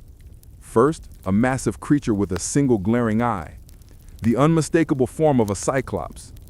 Its skin shimmered like stone, muscles rippling under mist that clung to it like armor. Its breath came in slow, heavy gusts, echoing like distant thunder. And behind it others followed, Gorgon slithering, serpentine hair writhing, eyes that glimmered with petrifying intent. One rider whispered under his breath, voice barely audible, "Dude, that's straight up mythology, like living legends." The other swallowed hard, gripping his sword, adrenaline spiking. "Yeah, no kidding, and they're about to make our lives a nightmare." The Cyclops stepped forward, massive footfall shaking the chamber. But Atlas raised a hand and the creatures froze, watching the riders carefully, like they were part of the test, part of the story, not mere obstacles. The riders realized quickly, these weren't enemies to kill, at least not yet. They were challenges to understand, patterns to learn, survival tests of the mind, body, and soul. The mist twisted violently, forming ethereal bridges and platforms above the chamber floor. The riders moved instinctively, stepping onto the floating stones, feeling the pulse of the runes beneath their feet, guiding their balance and timing. Every step was a dance of life and death. Every breath measured, every heartbeat synced with the rhythm of the chamber. The Gorgons hissed, but didn't strike immediately, their eyes scanning, testing, almost acknowledging the rider's courage. The Cyclops shifted its massive frame, swinging a stone-like fist, but stopping just short of impact. The lessons were clear. Fight too recklessly, and you fail. Move with the rhythm, understand the forces at play, and survive. One rider, breath-catching, muttered, "Yo, this is insane. I feel like I'm living a comic book, a Greek epic, all at once." The other nodded, eyes sharp, sweat and dust streaking his face. "Yeah, and if we slip up, we're toast. Every single one of these things could end us." The chamber itself seemed alive, energy rippling through the walls and floors. The riders noticed that each movement of the creatures corresponded to shifts in the rune's pulse. It was a pattern, a rhythm, a story written into the very stone of the chamber, waiting for those who could read it with more than eyes. As the riders synchronized their movements, stepping in rhythm with the glowing runes, the Cyclops lunged, slow but deliberate. Steel met stone, mist swirled around fists and swords, and every dodge, strike, and leap carried weight, resonance, consequence. Hours, or what felt like hours, passed in this deadly dance. Sweat stung eyes, muscles screamed, hearts pounded, but the riders adapted. They began to anticipate the Cyclops' swings, the Gorgon's lunge, the subtle shifts of the mist. They were no longer just surviving. They were learning. They were part of the rhythm, part of the story, part of the myth itself. Finally, the Cyclops halted, lowering its massive fist, and the Gorgons hissed, but froze. The chamber pulsed one last time, runes dimming, the mist settling like calm water after a storm. Atlas's voice filled the riders' minds, resonant, approving. You have seen. You have survived. You have begun to understand. The myths are not just stories. They are lessons. They are warnings. And now you are ready to step further into the story, if you dare. One rider wiped sweat from his brow, exhaling sharply. Yo, if this ain't the craziest day of our lives, I don't know what is. Seriously, smash that like button, subscribe, or we're screwed next round. The other laughed weakly, nodding, voice trembling. Yeah. Survived titans, cyclops, gorgons, and somehow still standing. Coffee first, mythology class later. The chamber fell silent. The mist cleared. The riders knew now they had crossed a threshold. The stories of Greek mythology were no longer distant legends. They were real, living, testing them, teaching them, and the adventure, older than memory itself, was only beginning. The chamber had fallen eerily quiet. The mist settled in gentle curls, and the runes beneath the riders' feet pulsed faintly, like a heartbeat slowing after a storm. The Cyclops and Gorgons had retreated to the shadows, silent but watching, as if they too were part of some cosmic jury, waiting for the riders to prove their worth. The silver-eyed figure, Atlas, hovered near the crystalline tomb, eyes glowing silver. It radiated power that made the chamber feel small, yet infinite at the same time. The riders realized they were standing on the threshold of something far larger than themselves, the secrets of Olympus itself. One rider whispered, barely audible, "Yo, if this is Olympus, I don't even want to think about the paperwork, or, surviving the paperwork." The other rolled his eyes, muscles still trembling from the previous trial. "Forget paperwork, man. This is straight-up divine-level nightmare stuff, and we're in the front row." Atlas's gaze shifted, focusing on the riders. Then, with a motion barely noticeable, the crystalline figure pulsed, and a corridor of glowing light opened ahead. Stone steps twisted upward, spiraling toward a vast, unseen height. A faint hum filled the air, vibrating through the rider's bones. It was like stepping into a dream older than time, a place where mortals rarely walked. The riders exchanged a glance, uncertainty mixed with determination. One muttered under his breath, "Yeah, no turning back now. Let's do this." The steps spiraled endlessly, or at least it felt that way. Every step resonated with energy, syncing with the rhythm of the runes below. Images flickered across the walls, gods wielding lightning, demigods clashing with titans, heroes venturing into realms no mortal was meant to see. The riders' hearts pounded, not just from exhaustion, but from awe. Finally, they emerged into a vast chamber, larger than anything they had imagined. The ceiling seemed to stretch into the clouds themselves, and golden light poured through unseen windows. Thrones lined the walls, some empty, some occupied by figures whose presence radiated authority and power. And at the center, a pedestal held a shimmering artifact, a sword, etched with runes and glimmering with otherworldly energy. One rider stepped forward, eyes wide. "Yo, that's gotta be the real deal. That's like Excalibur level, but Greek style." The other nodded, breath heavy. "Yeah, and I somehow don't think we can just grab it without consequences." Atlas spoke, voice resonant, echoing in the chamber. "This artifact is older than Olympus itself. It carries the power of gods and mortals alike. Those who wield it must understand responsibility, courage, and sacrifice. Only then will its true strength reveal itself. The riders approached cautiously.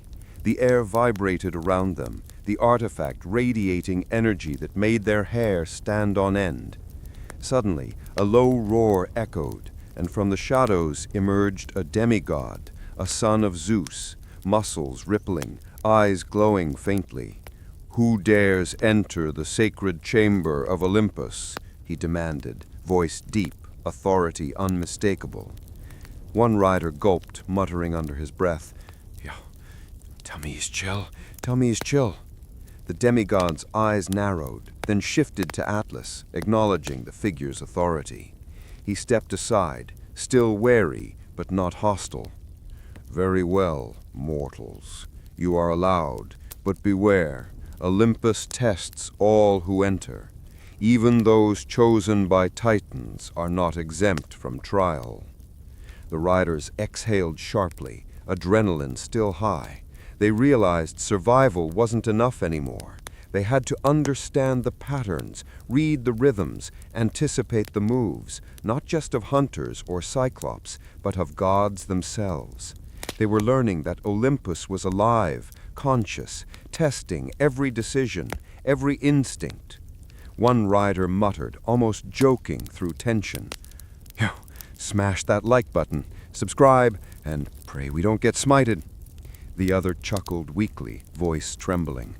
"Yeah, survived Titans, Cyclops, Gorgons, now demigods? Coffee, man, we need coffee." The chamber's runes pulsed once more, and the sword shimmered brighter, casting light across Olympus itself, revealing glimpses of distant realms, impossible vistas, and creatures beyond imagination. The riders felt it in their bones. They had crossed a threshold. They were no longer mere mortals in a story. They were participants, players in a myth that spanned eons, testing courage, wisdom, and resilience. Atlas's voice resonated once last time. "The story is vast. You have begun to understand. Your journey is only starting. The lessons will continue. The myths are alive. And now, so are you." The chamber fell silent. The riders stood, hearts pounding, eyes wide. Outside, the forest waited, patient, eternal, alive. And the artifact glimmered, a reminder that Olympus, myth, and survival were all part of the same story. The golden light of the chamber bathed the riders in warmth, but it wasn't comfort. It was anticipation, thick and palpable. Atlas's pulsing presence anchored them, but beyond the pedestal, the air shimmered with untold power. This wasn't a place for casual visitors. This was Olympus, testing, alive, breathing, judging. The sword on the pedestal gleamed, casting shifting reflections across the walls. Then, without warning, a low rumble echoed through the chamber, and the ground beneath their feet trembled. From the shadows emerged figures they had only read about in myths, a trio of hecatoncheires, giants with 100 hands each, muscles rippling, eyes burning with intelligence. Their footsteps shook the chamber, yet they moved with a strange rhythm, almost choreographed. One rider muttered, voice tight, "Yo, 100 hands? That's like overkill on steroids." The other gritted his teeth, gripping his sword. "Yeah, and we're standing right in the middle of their dance floor. Great." Atlas spoke, voice echoing, calm but commanding. "These are not enemies, but guardians.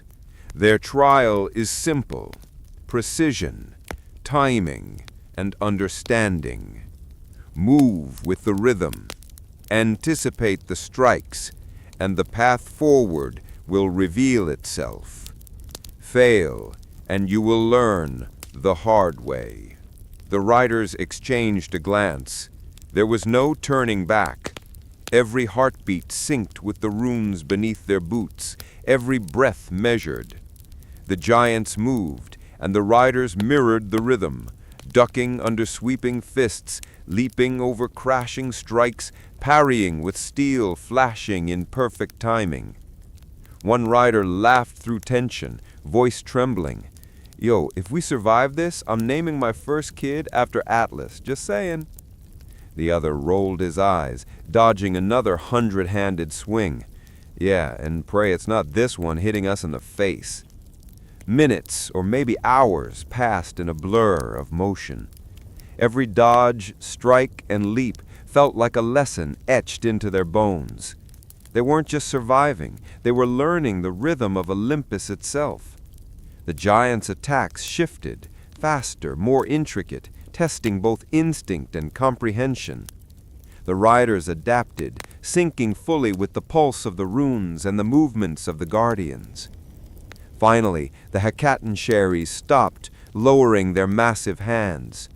The chamber pulsed, golden light spreading across the walls, illuminating carvings of gods, heroes, and ancient battles. Atlas's voice resonated in their minds. You have learned the first trial. The guardians recognize your worth. The path forward is open, but the lessons will grow harder. From the shadows, smaller but no less dangerous forms emerged. Nymphs, spirits of the rivers and winds, weaving illusions, testing perception and wisdom.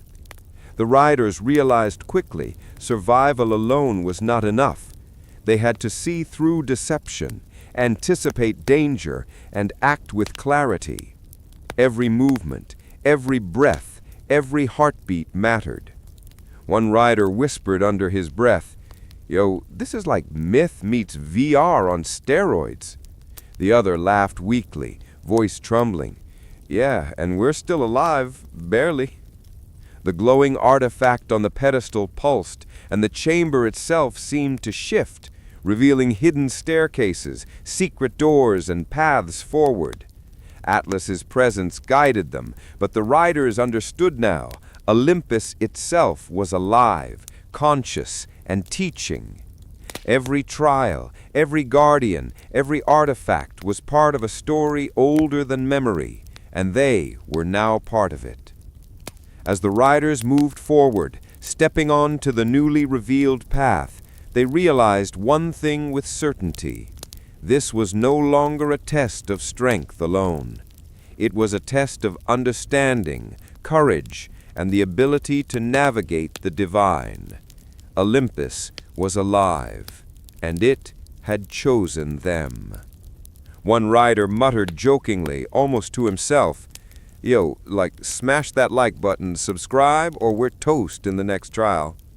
The other laughed weakly, exhaustion and adrenaline mixing. Yeah, survived Titans, Cyclops, Gorgons, Hecatonsheres, and now illusions. Coffee's gonna taste amazing after this, bro. The chamber pulsed one last time, and the riders moved forward, their shadows stretching long, their hearts racing, their minds sharper than ever. The trials of Olympus had only just begun. The riders stepped carefully along the newly revealed path, their boots echoing against ancient stone, every sound amplified in the vastness of Olympus. The air shimmered, thick with energy, and every shadow seemed alive, watching, waiting. Ahead, a vast hall opened, impossibly large, bathed in golden light that seemed to flow like liquid. Columns carved with scenes of legendary battles stretched up, disappearing into the clouds. On the thrones lining the walls, figures moved, some barely mortal, some unmistakably divine. Ares, god of war, stood to one side, arms crossed, eyes like fire, studying the riders. Athena, radiant and calm, observed from a throne at the far end, her gaze sharp, calculating. One rider whispered, voice tight with awe. Yo, that's Ares and Athena. Like, no cap, we're standing in front of gods. The other gulped, gripping a sword. Yeah, this is crazy, and somehow I don't think they're here to chit-chat. Atlas's voice resonated in their minds. These are not mere observers. Each god presents a trial, a lesson, a challenge. Only those who survive and understand may proceed. Fail, and you will be remembered as cautionary tales. Suddenly the hall shifted. The floor beneath the riders rippled like water, forming a complex maze of floating platforms. Each platform bore an artifact or a symbol, glowing faintly with runes. And from the shadows, demigods and spirits emerged, wielding weapons, magic, and illusions. The riders realized instantly this was a trial of strategy, perception, and divine agility. One rider muttered, almost laughing from tension, "Yo, Atlas really outdid himself this time. It's like myth meets parkour on steroids." The other smirked nervously, voice shaking. "Yeah, and we're about to get demolished if we slip up." Athena's voice cut through the golden haze, clear and commanding. "Wisdom guides the brave. Observe, anticipate, adapt. Only then will you survive my trial." The riders moved in sync, stepping carefully, dodging illusions, and deciphering the glowing runes. Each step required precise timing, every breath calculated, every instinct tested. Demigods lunged, shadows twisted, and the platform shifted unpredictably, but the riders learned quickly. Patience and observation were key. Ares' booming laughter echoed as he swung a massive sword, forcing the riders to react instantly. Steel met air, sparks flying, muscles straining. One rider muttered under his breath, "Yo, I've fought monsters, titans, cyclops, hecatonchires, illusions. Gods are swinging swords at me. Somebody pinch me, I must be dreaming."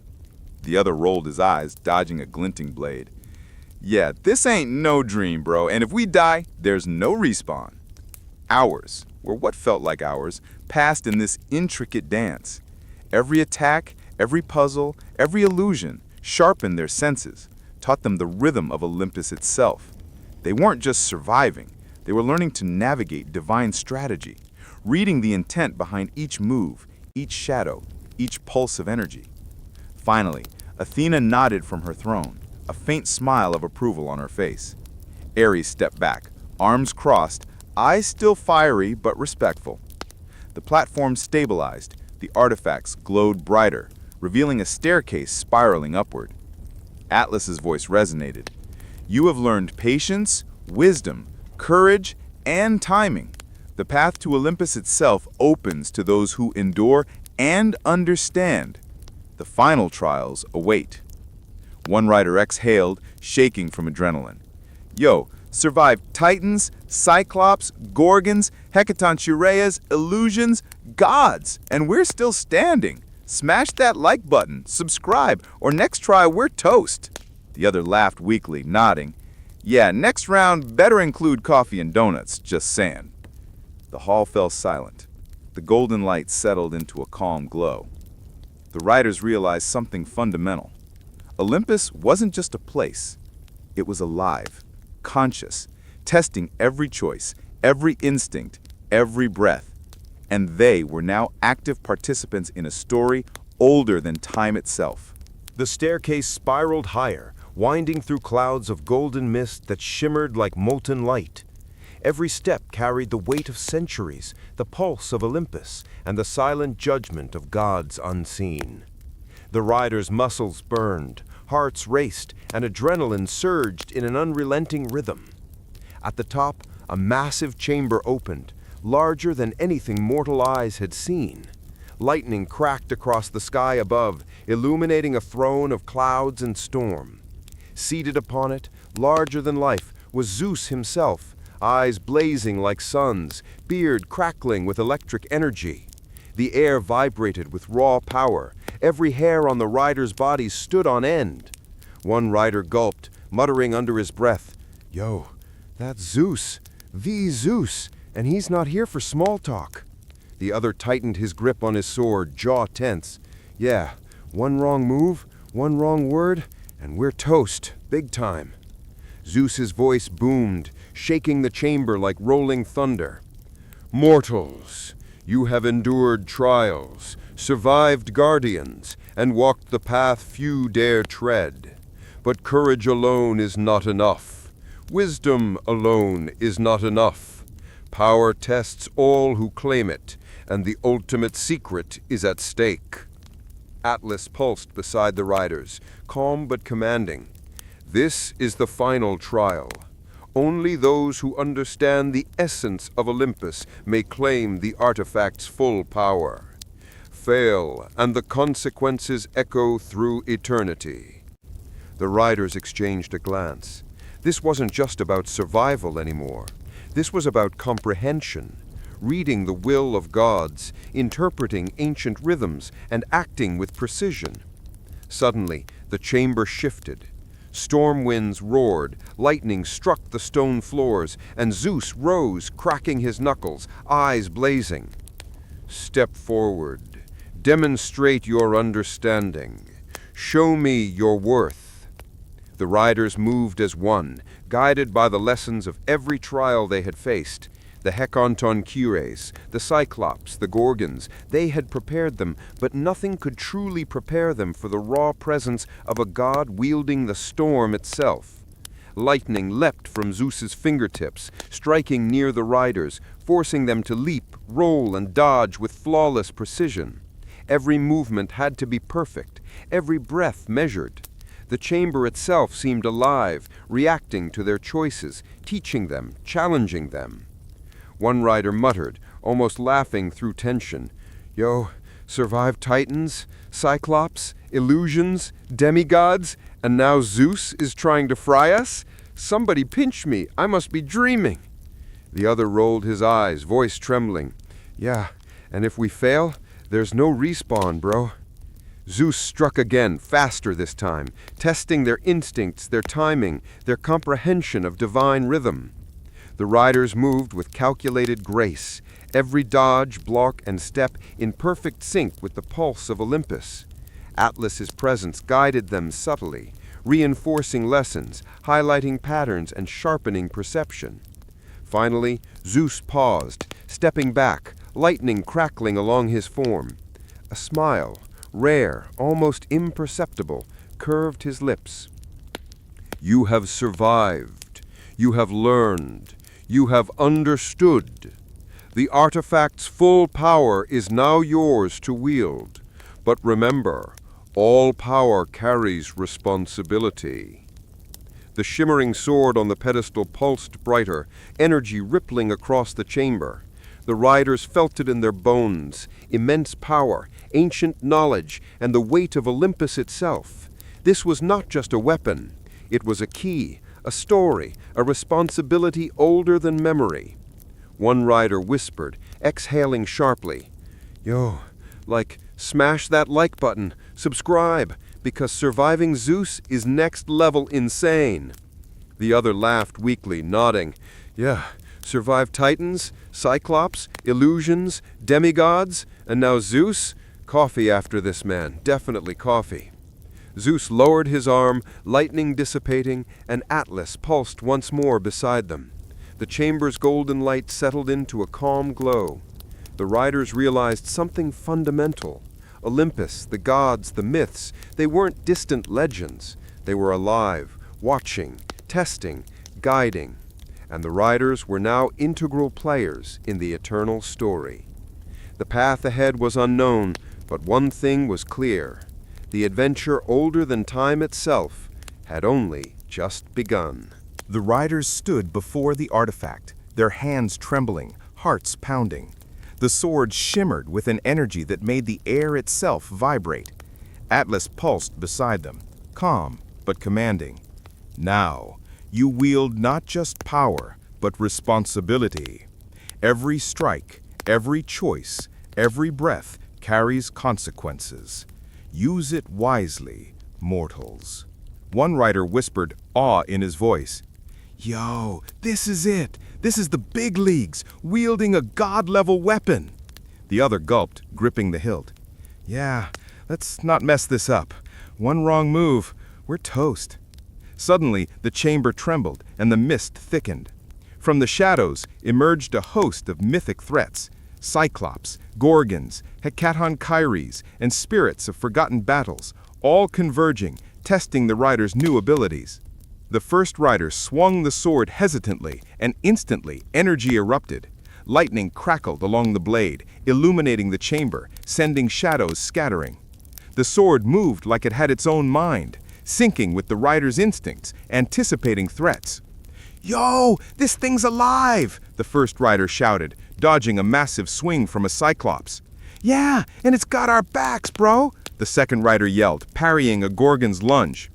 The chamber became a whirlwind of motion. Steel clashed with stone. Energy arced through the air, and the riders moved with a rhythm they hadn't known they possessed. Every strike was precise, every dodge calculated. The artifact responded to thought as much as action, a symphony of power and instinct. From the shadows, a massive hecatonchires swung hundreds of fists at once. The riders leapt, dodged, and struck in perfect sync, the sword's energy slicing through the attacks with blinding brilliance.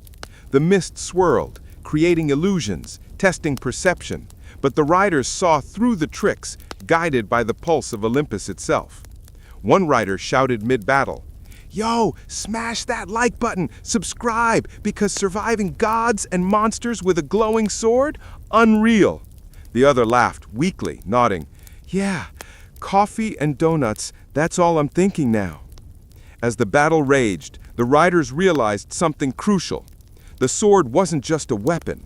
It was a key to understanding Olympus, a tool for reading the rhythm of the divine, for connecting the mortal to the immortal. Every strike, every parry, every move brought clarity, insight, and power. The mythic threats faltered, sensing the rider's mastery and the artifact's influence. The chamber pulsed once more, golden light spreading across walls carved with gods, heroes, and titans. Atlas's voice resonated. "You have learned to wield power with understanding. You have survived the trials of Olympus. The path ahead reveals the ultimate truths for those brave enough to walk it." The mist cleared. The threats vanished into shadows, leaving the riders standing victorious, breathless, exhilarated. The sword pulsed gently in their hands, alive with potential. They had crossed thresholds no mortal had before, and the story of Olympus, of gods, heroes, and mortals, was now intertwined with their own. One rider exhaled, voice trembling with exhilaration. "Yo, if this ain't the craziest day of our lives, I don't know what is. Like, seriously, subscribe, smash that like button. We survived Olympus." The other laughed weakly, nodding. "Yeah, coffee and donuts, that's all I'm thinking now." The golden chamber settled into calm light. The riders stood, sword in hand, hearts racing, minds sharper than ever. Olympus had tested them, shaped them, and chosen them as participants in a story older than time. And this was only the beginning. The chamber was quiet now, but the calm was deceptive. Golden light shimmered across the walls, and the sword pulsed gently in the rider's hands. Atlas hovered nearby, silent but present, eyes glowing faintly as if reading the rider's every thought. Then a low rumble echoed through Olympus itself. The ground shook, and distant clouds churned violently. From the shadows emerged a combined force no mortal, or even demigod, had faced. Cyclopses, hecatonchires, gorgons, and spirits of ancient battles, all moving with uncanny coordination. Behind them, the gods themselves, Ares, Poseidon, and even Hades appeared, eyes blazing, testing the riders. One rider whispered, voice tight, "Yo, big brain alert. That's all of them at once. Like, Olympus just threw everything at us, no chill." The other swallowed hard, gripping the sword. "Yeah, we're about to find out if all that training actually means anything." Atlas pulsed beside them, steady and commanding. "This is the ultimate trial. You have survived Titans, Cyclops, illusions, hecatonchires, and gods themselves. Now you must combine everything you have learned: strength, timing, strategy, and insight. The artifact is not just a weapon. It is your connection to Olympus. Use it wisely." The riders nodded. There was no fear, only focus, adrenaline, and the rhythm they had learned through countless trials. They swung the sword in perfect sync, energy arcing with every movement. The sword responded to thought as much as action, striking faster, stronger, smarter than mere human muscle. The combined forces lunged. Cyclopses smashed massive fists. Gorgons hissed, eyes gleaming. Hecaton Kyrie swung hundreds of arms. Lightning and tidal waves roared from Zeus and Poseidon, shaking the chamber to its core. One rider shouted, almost laughing through tension, "Yo, big brain alert. That's all of them at once. Like Olympus just threw everything at us. No chill." The other swallowed hard, gripping the sword. "Yeah, we're about to find out if all that training actually means anything." They moved like one entity, the artifact syncing with instinct, pulse, and breath. Every attack was anticipated, every strike precise. The riders realized they weren't just fighting, they were conducting a symphony. And Olympus itself responded, bending reality to their understanding. The gods tested them harder, Ares striking with warlike fury, Poseidon summoning tidal blasts, and Hades bending shadows into living shapes. The riders adapted instantly, combining strategy, timing, and raw instinct. They moved faster, sharper, more precise than ever before, wielding the artifact like an extension of themselves. Finally, after what felt like eternity, the combined forces faltered. The chamber pulsed with golden light. The mist cleared. The threats vanished, not defeated, but respecting the rider's mastery. Atlas spoke, voice resonant. "You have survived the ultimate trial. You have proven your worth to Olympus. The secrets of the gods, the stories of heroes, the wisdom of mortals, all are now intertwined with your journey. Use them wisely, for the story continues beyond mortal comprehension." One rider exhaled sharply, voice trembling. "Yo, we survived gods, titans, cyclops, all of Olympus. Smash that like button and subscribe, seriously." The other laughed weakly, nodding. "Yeah, coffee, donuts, and maybe a nap. We earned it." The golden chamber settled into calm light. The artifact pulsed gently, alive with potential. The riders knew one thing for certain. Olympus was not just a story. They were part of it.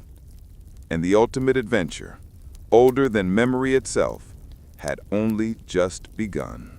The golden chamber had settled, but the riders could feel Olympus itself humming beneath their feet.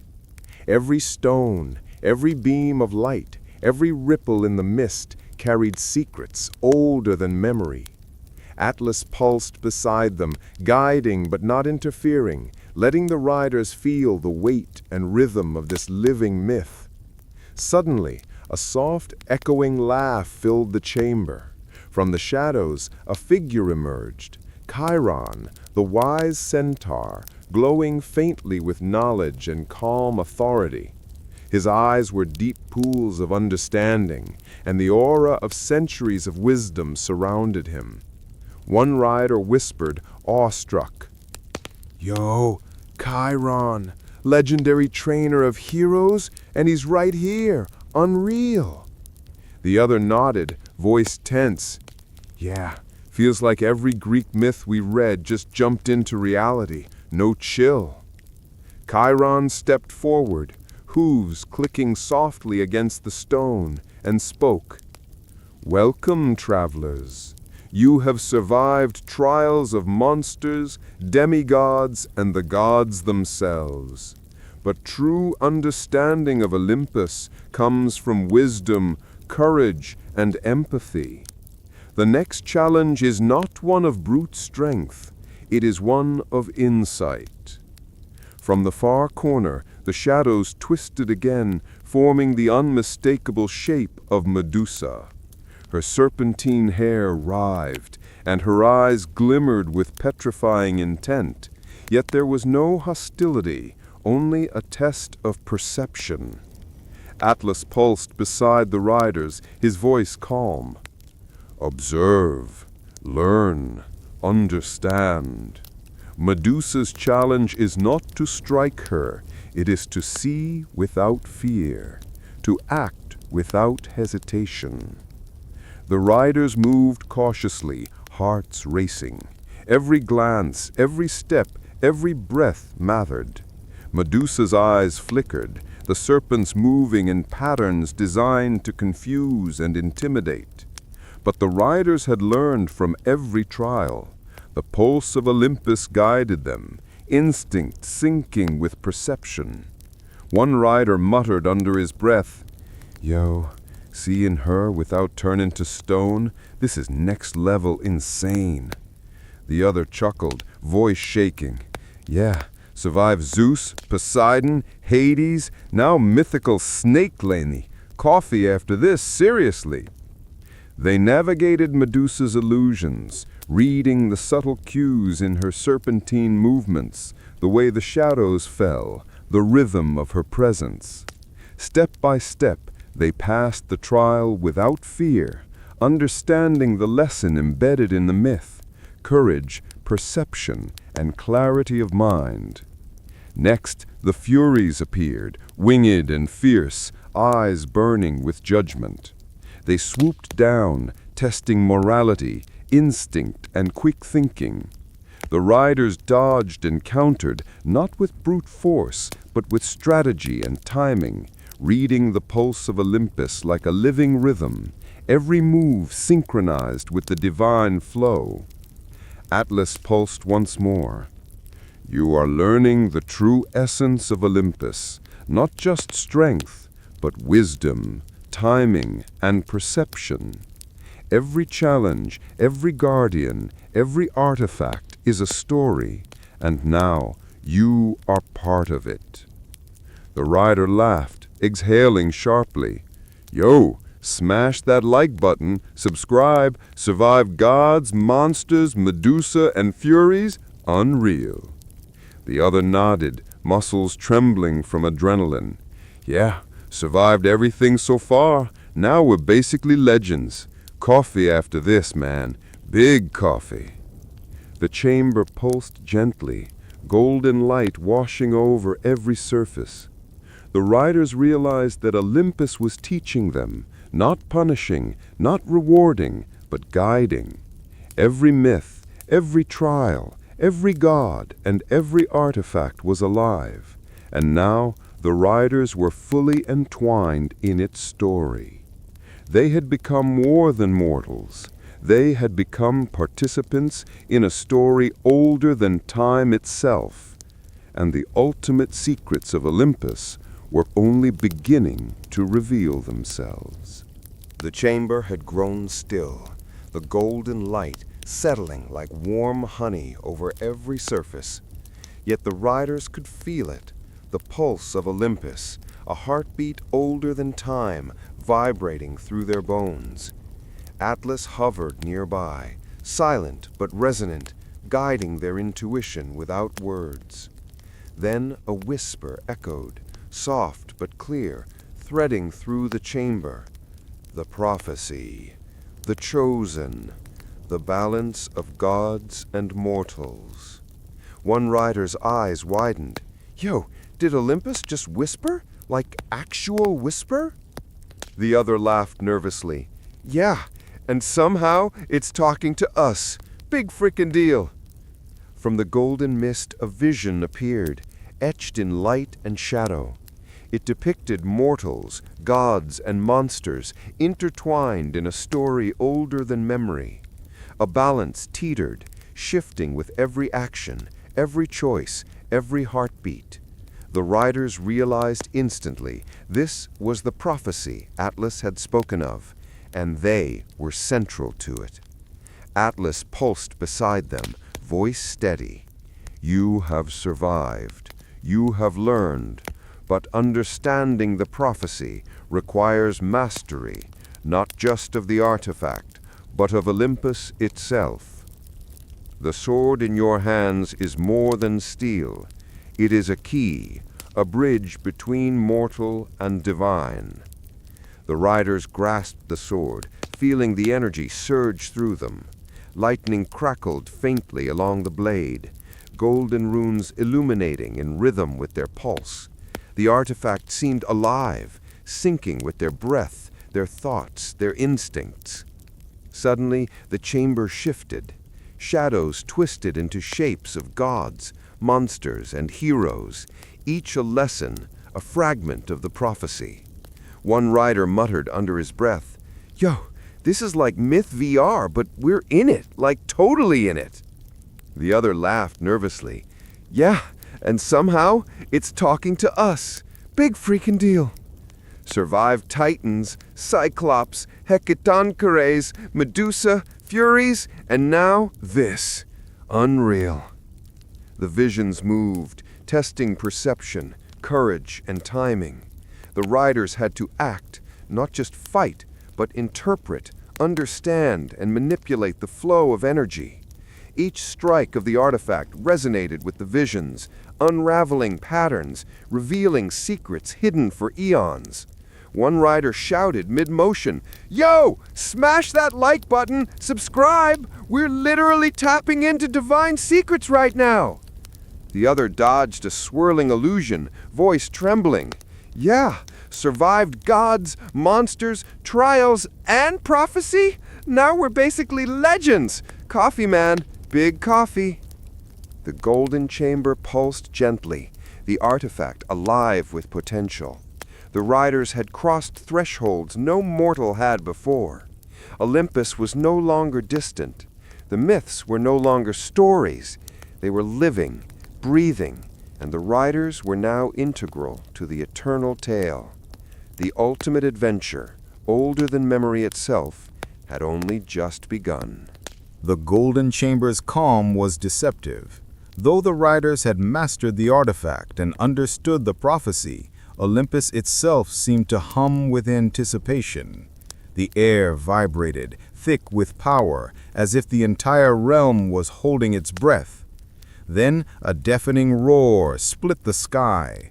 From every shadow, every corner, every hidden crevice of Olympus, enemies surged forward. Titans they had yet to face, Cyclops in greater numbers, Gorgons with eyes blazing petrifying fury, and spirits of ancient wars long forgotten. And above them all, the gods themselves, Zeus, Poseidon, Hades, Ares, and Athena descended, testing them one final time. One rider muttered, barely audible, "Yo, I didn't sign up for all of Olympus attacking at once. Big yikes." The other gulped, gripping the sword tightly. "Yeah, last chance to screw up and we're toast. Big time toast." Atlas pulsed beside them, calm but commanding. "This is the ultimate trial. Every lesson, every insight, every mastery you have gained will be tested simultaneously. The artifact is your key, your connection to Olympus itself. Use it wisely." The riders exhaled sharply, focusing. The sword pulsed in their hands, crackling with divine energy, syncing perfectly with their movements, thoughts, and instincts. The battle erupted. Titans stomped, their fists smashing the ground and shaking Olympus itself. Cyclops lunged, Gorgons hissed, and spirits of ancient warriors struck with swords and spears. Lightning cracked from Zeus, tidal waves crashed from Poseidon. Shadows swirled under Hades' command, and Ares' war cries shook the chamber. One rider shouted mid-battle, "Yo, smash that like button, subscribe. Surviving this is literally insane." The other dodged a tidal blast, sword flashing. "Yeah, survived Titans, gods, illusions, now all-out Olympus chaos? Unreal!" The riders moved as one. Every strike of the artifact released energy that shattered illusions, repelled attacks, and illuminated hidden weaknesses. They dodged, parried, and countered with precision, reading the flow of the combined threat like a living rhythm. Every move was guided by instinct, prophecy knowledge, and the lessons of every trial they had survived. Medusa appeared, her gaze now a test of focus and control. The Furies swooped, forcing quick decisions and moral clarity. Hercules swung hundreds of fists, each one an assault on timing and perception. But the riders adapted, flowing with the rhythm of Olympus, artifact in hand, energy and insight in perfect sync. One rider laughed breathlessly. Yo, survived Zeus, Poseidon, Hades, and now full Olympus mode. Coffee after this, bro. Massive coffee. The other grinned, dodging a strike from a titan. Yeah, and smash that like button. Subscribe, 'cause we're literally living Greek mythology right now. The battle raged on, epic and cinematic. Every second a lesson in courage, strategy, and mastery. The artifact glowed brighter with every successful strike, amplifying their awareness, speed, and precision. The combined forces faltered, recognizing the rider's mastery. The chamber pulsed with golden light, reverberating like the heartbeat of Olympus itself. Atlas pulsed once more, voice calm and authoritative. You have survived. You have mastered the artifact. You have balanced strength, wisdom, courage, and insight. The trials of Olympus are complete, for now. The story continues, but you are no longer mere mortals. You are legends. One rider exhaled sharply, voice trembling with exhilaration. Yo, we literally survived all of Olympus. Smash that like button. Subscribe. We're legends. The other nodded, smiling weakly, muscles trembling. Yeah, survived gods, titans, cyclops, furies, everything. Coffee, big coffee, and maybe donuts. The golden chamber settled into calm light. The artifact pulsed gently, alive with untapped potential. The riders had crossed the ultimate threshold. Olympus was no longer distant. The myths were no longer stories, they were living, and the riders were now immortalized in its eternal tale. The chamber was silent now. The storm of gods, titans, monsters, and myths had passed. Golden light bathed the riders, highlighting the artifacts, the runes, the echoes of battles fought and survived. Olympus itself seemed to exhale, a subtle shift in rhythm that resonated deep within their bones. The riders stood, hearts pounding, muscles aching, minds alive with clarity. Atlas pulsed beside them, calm, steady, a silent affirmation of their journey. The artifact shimmered softly, a bridge between mortal and divine, a key to knowledge older than memory. One rider exhaled, voice trembling. Yo, survived Zeus, Poseidon, Hades, titans, cyclops, illusions, furies, like everything. And we're still standing, legit legends. The other nodded, a grin breaking through exhaustion. Yeah, and smash that like button, subscribe, 'cause if you thought Greek myths were just stories, nah, we lived them. Atlas's voice resonated, calm but powerful. You have mastered the trials. You have understood the rhythm of Olympus, the essence of prophecy, the responsibility of power. The story is eternal, but your actions are now woven into it. Remember, wisdom, courage, and understanding are as vital as strength. Legends are not born. They are forged through trials, choices, and insight. The riders looked around the chamber, seeing for the first time the full scope of Olympus. Thrones of gods glowing faintly, shadows of heroes past moving like memories, hidden runes revealing connections, stories intertwining in infinite patterns. One rider whispered, almost reverent, Yo, this is bigger than anything we imagined. Like every myth we read, every legend, it's all alive here. The other smiled, voice low but confident. Yeah, and we got to live it, shape it, survive it. That's insane. The golden light pulsed gently, the artifact's glow syncing with their heartbeat. They had faced impossible odds, monsters, gods, illusions, prophecy, and trials beyond imagination, And yet here they stood, breathless, exhilarated, alive. Atlas pulsed one final time, voice echoing like a heartbeat across the chamber. The journey does not end. Olympus is eternal, and stories never truly conclude. But you have become part of its legend. Carry the lessons, the courage, the wisdom, and shape the mortal world as it unfolds. Your names are etched in eternity. The riders exchanged a glance, exhaustion and triumph blending into something indescribable. One rider muttered, grimming through fatigue, "Yo, smash that like button, subscribe, because if you don't, you're missing the craziest myth adventure ever lived." The other laughed, voice soft, shaking from adrenaline. "Yeah, survived gods, titans, monsters, unlocked prophecy, mastered the artifact. Now, seriously, coffee. Big coffee."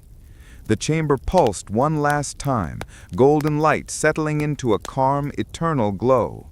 The riders sheathed the artifact, feeling its weight, not just in hands, but in destiny. Olympus had tested, shaped, and chosen them. They were no longer just mortals. They were part of legend, living stories older than time itself. As they stepped forward, leaving the golden chamber behind, the riders realized one truth.